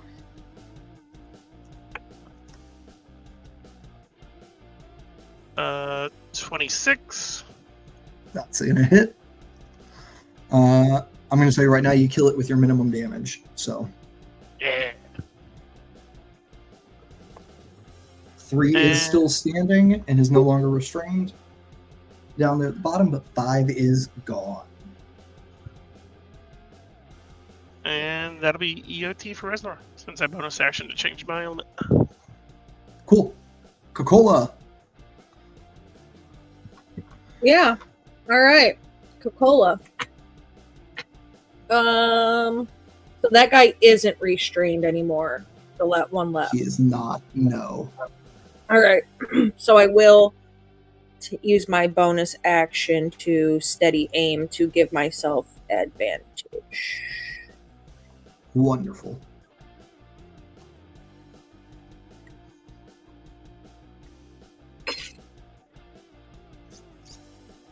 $24 to hit. You got it.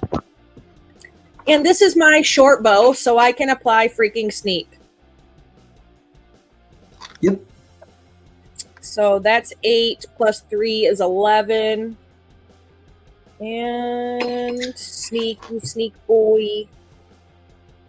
Another 11. 22 total. Get wrecked, Gone. scrub. This room is clear of foes. Zenlin will drop concentration. Cool.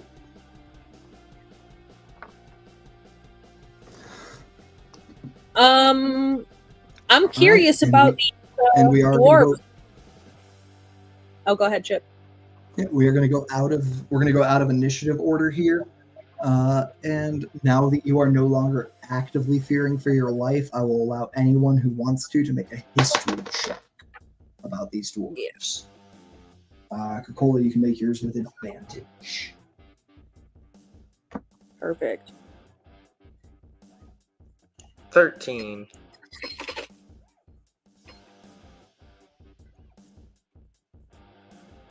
I got a 16. I got 4. 13, 16, 4, and 11. So 16 is our best. Coca-Cola, on a 16, you didn't notice any like patches that would have declared clan allegiance or anything that you recognized. Mhm. But you did hear them refer to each other as Valkyr and Valkyries. And you remember stories from your childhood about back when dwarves as a people were united throughout Corvair, not just in the Moorholds, the current land where most dwarves live. Mhm. The Valkyries were basically the elite guardswomen of each clan, who didn't go to war, were held in reserve for defense of the homelands. Okay. So that means we're probably coming into like some sort of ancient dwarven something, which obviously we knew that this fort was, previously dwarven construction, but it's just interesting to me that they're down here and we didn't encounter any up top aside from the spirit that came from the shrine. Curiouser and curiouser. I'll also say, Zenlin, make me an insight check at advantage.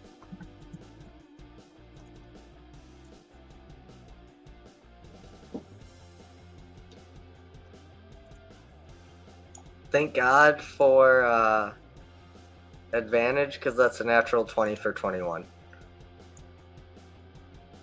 On a natural 20, the enmity that has been shown to you by these dwarves through their looks and their actions is deeply personal to them. It is not just that you are an invader. Yep. It is what and who you are. And you get a strong feeling that, again, you are the only one in your group that these dwarves are seeing clearly. You think everyone else is unclear to them. Yeah. A faceless foe. What would you like to do, everybody, now that you've cleared these dwarves? I'm going to say all those realizations came to you literally in the second the battle ended. You had that moment to take a deep breath and, oh shit, I'm realizing things.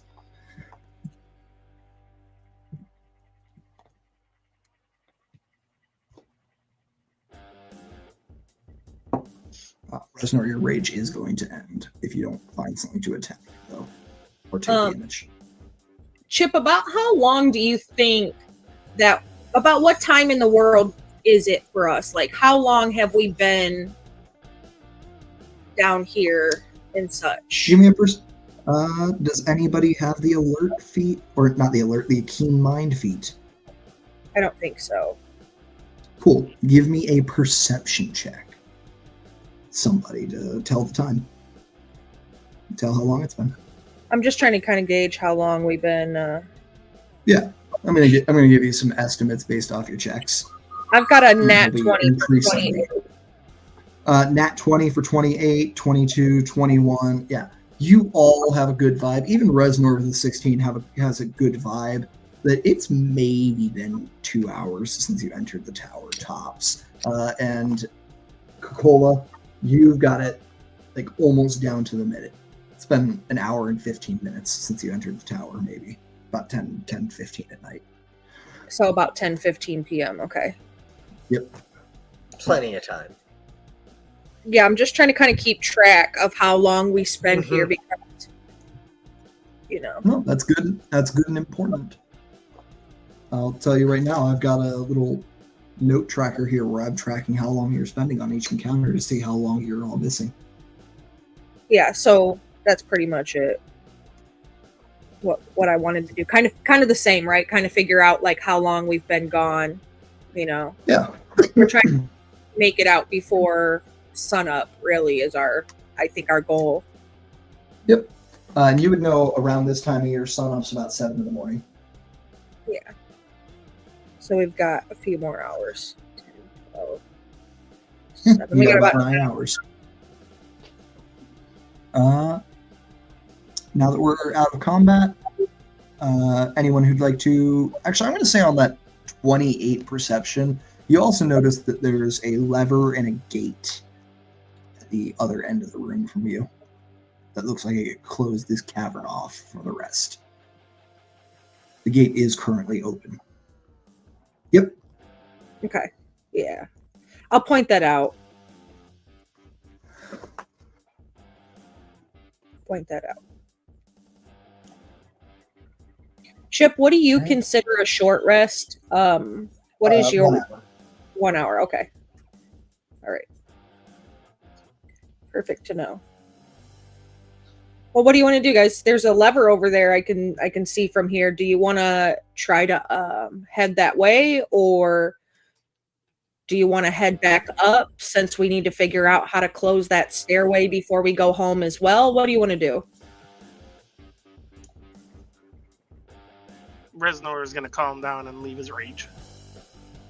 I don't know. I kind of would like to keep going forward, just because I'd like to know as much as we can before we leave, but if you guys think we should turn back and don't want to risk taking too long to get back, I totally understand that too.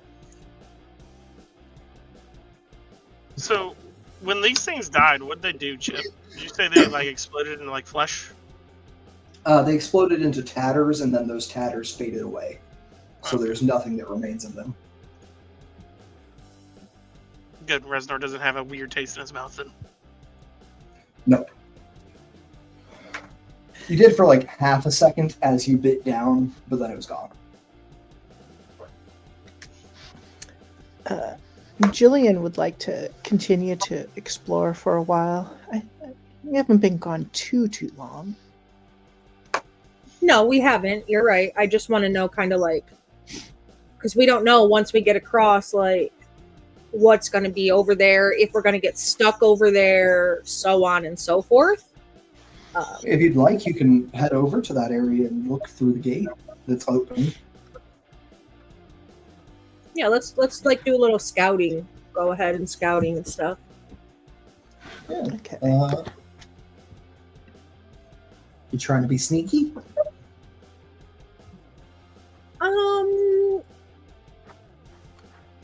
Do we need to? You know what? Maybe I'll just go and then I'll report back because I could sneak a little bit better. Mm-hmm.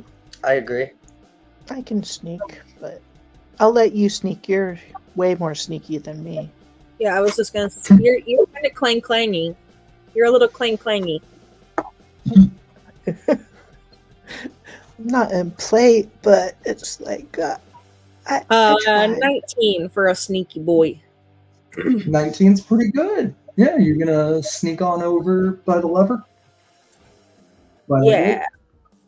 Cool. And while I'm sneaking, I would like to be actively using my passive on my way there, just to see if I come across anything or anything looks hunky, like hinky dinky and not hunky dory while I'm going that way, you know? Yeah. That gets me a dash. About right there. Yeah, We're out of nothing looks off on your way over there. Okay. And we're out of turn order, so I don't need to worry about distance, right? Correct. All right. So I'll go and go look. What do you want? Another perception? Yep. Ooh, how about another nat 20 for 28?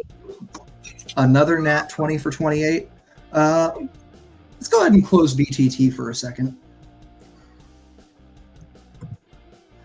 And all of our other players, take a look away quick. Don't look at your screen for a second.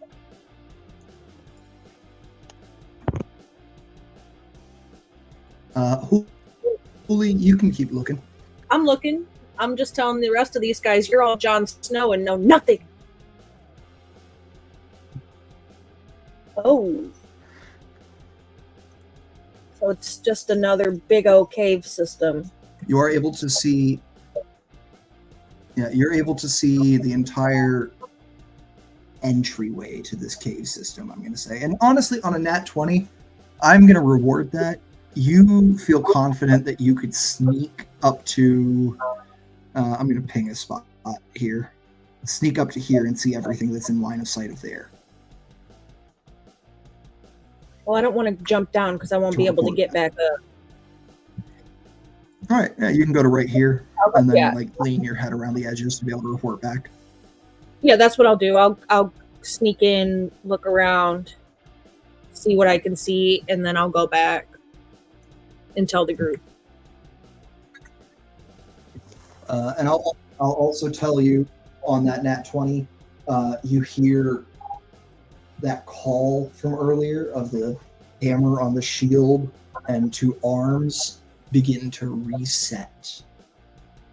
It is back to just a low movement and then a light beating of the hammer on the shield as it first started.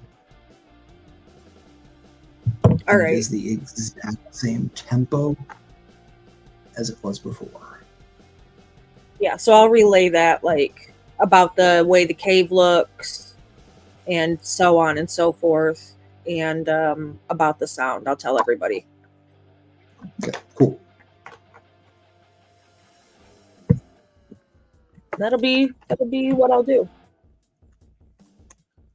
So I would like you to go ahead, since the rest of your party didn't actually look at the screen, I want you to go ahead and try to get that across to them as best you can, what you were able to see there. And then you can So, compare based off of When that. I went across, when I went and looked, I saw more cave mouths, so I kind of like went in, snuck in, and then when I come around and I looked out, there's like a whole open kind of cavern, more bridges. There was a little bit of light, and there's that noise again. Some other kind of stuff off to the side I couldn't really see from where I was at. Looked like more cave space or whatever, but it's a pretty direct, like, around the corner you go and then straight, and then there's like another kind of lip, how we had to climb up Reznor. Another one of those that goes down, and there's a bridge and some stuff like that. I didn't see anybody, but there's that kind of like low hum of the hammer on shield, on leather shield.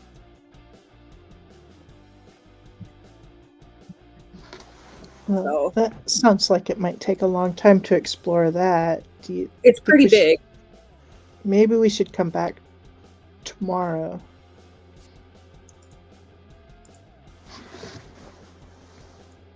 Yeah, it's pretty decent size. Plus, I don't know if there's more on the other side or what's there or even in some of those rooms. But there looked like there was like a little cavern off in like the southeast side, but I couldn't really see into there. Sure. And I mean, well, I have to assume that if wyverns were coming through here regularly, they probably would have dealt with those ghosties, yeah? Not necessarily so. If the spirits are attracted to other things, like these ones seem to really be drawn to you. Maybe the wyverns don't trigger that because they're creatures. They're like animals, you know. Maybe that sort of stuff doesn't affect the spirits to come. Maybe it's just humanoids, people like us. That's possible. Because, like, if a guardian spirit summoned itself every time a rat ran across the cave, That's true. I mean, I haven't heard or seen any rats, but that's fair. Like, what if we call it a night tonight, just to be safe, because we don't know how big it is over there. Go back to my grandfather's. When we get up in the morning, tell my grandfather, hey, we're going to head out of town for the night. We'll be back in a day or two. And then, do some resting throughout the day, do some work, pack up, and then pack our stuff, and then make it known that we're going out of town. And then we can come back in and down and explore more through it. So that way, if we do come out in the mountains, kind of like how we suspect this will, then it doesn't look suspect if we come into town from out of town when we're supposed to be at home. that's fair. I'm down for that. I mean, certainly getting a rest. Yeah, I just think I'm really just worried about. I think people are kind of watching our movements quite a bit right around now because we've been asking questions and we're new and it's a small town. Everybody knows everybody and they're nosy. So it's just my personal opinion. I know we have still 9 hours until the sun comes up, but God only knows what can happen when we get across and into that area because it's like more downs and ups I than we would agree. be able to go back. I agree, and I mean, we're all here now. It would certainly draw more questions if only 3 of us show up to work tomorrow. Yeah. So I think that's a good idea. Let's head back because we need to figure out how to close that stairwell still too. And so That's true. if we spend too much time over there, lose track of time, and come out, we could be leaving things behind that we didn't need to leave behind, you know. That being said, as the person who seems like they have the ability to open it, that does mean you might need to give more blood tomorrow or next time we come. That's fine. I don't mind. Okay. I'm not overly concerned about that part. I'll take that little bit of damage for the team to need to be able to open it. But I think for us, the most important thing is to make sure that gets closed just in case, you know, Mayor Fucknuts' little hunter pal comes back through there. I am curious. That camp intrigues me. I don't know how recent it was or how recent it was damaged, but if there was someone attacking it. Well, I got to thinking, and you said there was like a little hole or whatever. Those weapons they had kind of like a pointy end on them. Do you think it was the spirits that attacked whoever was camping there? It's possible. What I can say for certain is that the holes that were made from whatever did that thing was so small that the water or blood could not sink into the hole faster than it was absorbed by the bedroll. Yeah, so probably they, like a needle. So probably definitely not those weapons then, because the crates that Reznor and I were looking at, I don't see what a spirit would have any reason to smash crates of fruit and right. hard. Exactly. So that means at some point someone was down here. Again, I don't know that we looked to see how old the camp itself was or any of the damage or anything. I think it still had dust or something on it, I thought. It had the same amount of dust as the rest of the tower did. Yeah. Okay, so it's quite old. So it's a while ago. And I'm wondering, based on the way they reacted, because not all of my people live in one place and are together, I'm wondering if maybe some drow in the Khyber closer to this area might have tried to come to the surface the way they, like you said, were drawn to me or focused on me. Yeah, maybe might have. It just seemed something about you that they were more usually, Jillian, she channels, the energies of the sovereign, and usually spirits tend to be drawn to that sort of energy, but they were more focused on you. Like they just had like that look of hatred in their eyes in your direction. So something about you and where you come from, or your specific type of magic. Maybe it's the type of magic that you draw. That shadow thing that you did, that shadow dog, I wanted to pet him, but he looked very dangerous. Yeah, I mean, technically he won't do anything to you. He'll only attack his target, but, yeah, like I said, I don't know. My people are all over the place. Some of us don't even live underground back on the continent that you Upworlders call where I'm from. Zendrick. Yeah. Some people, some of them just live in the mountains and jungles of Zendrix. Not even everyone's underground. So I'm sure there are other... My guess is that most of my people are not... you know that there are drow spread all over the world, because Kyber is not what the undersurface of Kyber is not one-to-one with the overworld either.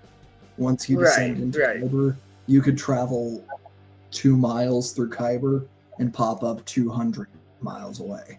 Right. It's this weird pseudo. It's part of the material plane, but also its own plane. Yeah.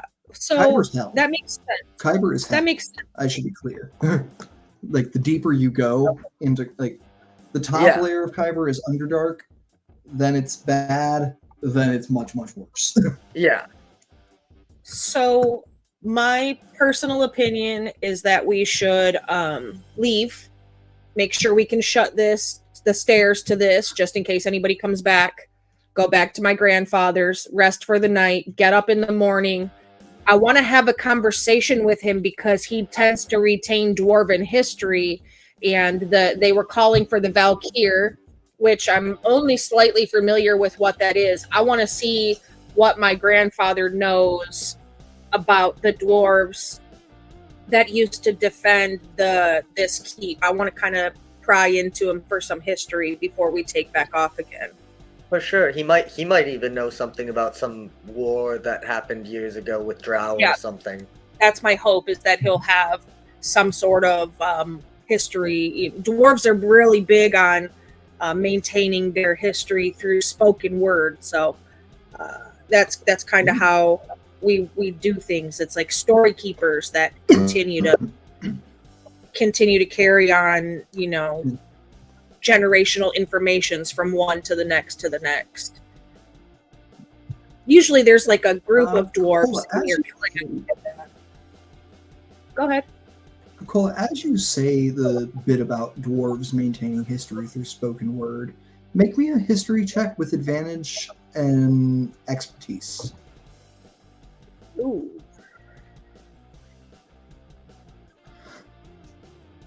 Oh.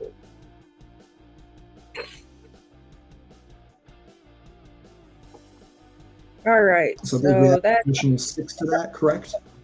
Yes, an additional 6. So 27. So, 27? Damn. All right. So on a 27, you say this about, dwarves usually keep their history through spoken word, and that's very true. There is another more complete method of dwarven lore keeping that you know of as well, and it is in the halls of stone, the halls of the dead. Yeah. Every dwarf has an epitaph carved.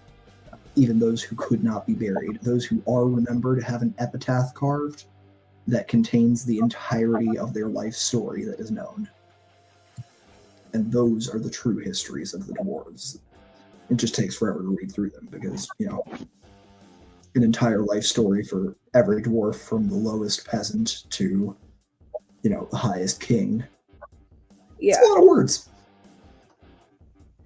Yeah, so aside from the spoken, obviously there's dwarves are pedantic about keeping knowledge, so there's always a record of things. So I'm sure my grandfather has to have some sort of information, even if he just knows the name of the clan that used to reside here. Maybe we could find I know the Iron Guts have been here a really long time, and there were other kind of dwarven clans around. These spirits seem to be fairly ancient, and this is underneath where the keep that used to be here was, the fortress that used to be here was. Remember, this is the last standing cornerstone of an entire fortress that was here. So there's got to be, he's got to know something. I'm almost betting he knows something, even if it's a tiny sliver of information. I'll give you a little out-of-game, just slight correction. The Cornerstone wasn't the cornerstone for a fortress. It was for a set of walls that surrounded the town. Oh, I thought it surrounded I thought there was like a fort there or something. There was a fort in the town. This was the cornerstone of the outer wall. Okay. All right. Well, the fort itself is long gone. Yeah, that what Chip said. That information. So my vote is to head back and come back again, but after we say we're going out of town. You know. Right, which means we will need to walk out of town and then try and loop back somehow to the tower. Well, we did But want to that's take all- a trip out. We did want to take a trip out to the I'll tell you their name. The Rock Burrows. We did want to go see the Rock Burrows. So if we go home now, sleep, get up, have breakfast with my grandpa, ask questions in casual conversation during breakfast, and then say, hey, we're going to go out of town. There's some people we need to go meet. We could go meet with the Rock Burrows. And then when we get done there, we, spend some time out when it gets darker, head back towards the tower because we'll be expected to be out of town. Because I believe the Rock Burrows are to the east. They settled out up to the east, if I'm not mistaken. So it would be kind of the same direction. All right. And that's actually where we'll go ahead and end today's session. We'll do a little off-scene walk-off. Yeah, you're able to make your way back up the tower and very quickly recognize that the method to seal the staircase is similar to the method to open it. You just smear a single drop of your blood on the basically lifted up portion of the pillar, and it'll shut. Yeah, so I'll do such. I'll cut it on my dagger and do the thing. Yeah, well, I won't make you take the damage since you're going to go take a long rest right after this. Mhm. And then you are able to head back to grandfather's and rest for the night. Yeah, perfect. I'm just going to ask for one last check from you guys as you leave. I'm going to need a stealth for the group. Stealth.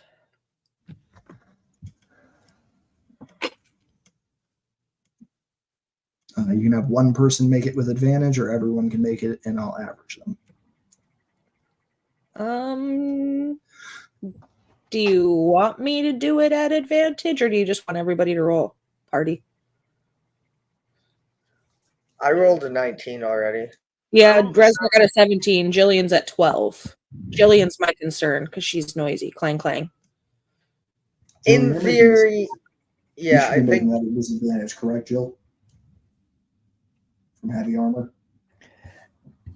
She has a breastplate, so she has medium armor, not heavy armor. do you have medium armor master? Oh, yeah, she does. Okay, cool. Yeah, all good. Yeah, I mean, I think with 2 19s, a 17, and a 12, you think you've snuck away fairly well. Not many people are awake. Yeah, it's pretty late. late.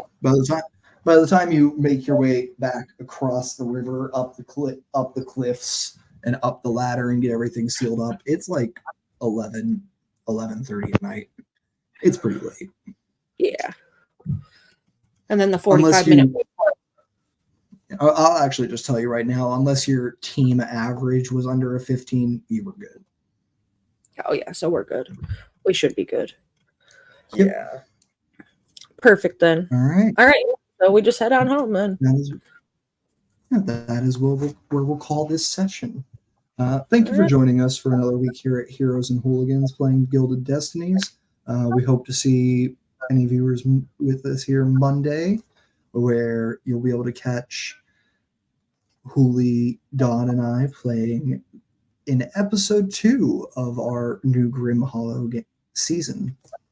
Yep, season 2, episode 2 of Delirium, our Grim Hollow campaign, where the party is probably going to get up to no good because they don't want to drink demon's blood. But, Yeah. YOLO, right? Oh, and Dave. Dave is great. If you haven't met Dave, you're not living life. So you need to come and meet Dave because he's the only NPC I've ever made that made a nice character regret being nice. So that to me is a DM trophy, and I'm going to wear that proudly. So come see Dave on Monday. Love Dave. Yeah, we love Dave. We love him so much. Just I don't saying. regret playing a kind person at all. We love Jack and Jill as well. Just saying, Dave's lucky he's still living a life. Dave is living his best life. He is unbothered, and he will return at 7:30 Central on Monday, back here on our channel for the episode of Annoyance for my party members. So we'll catch everybody Monday, hopefully. If not, we'll see you Thursday. All right. Stay Catch y'all next classy, week. Bye. San Diego, or wherever you're at.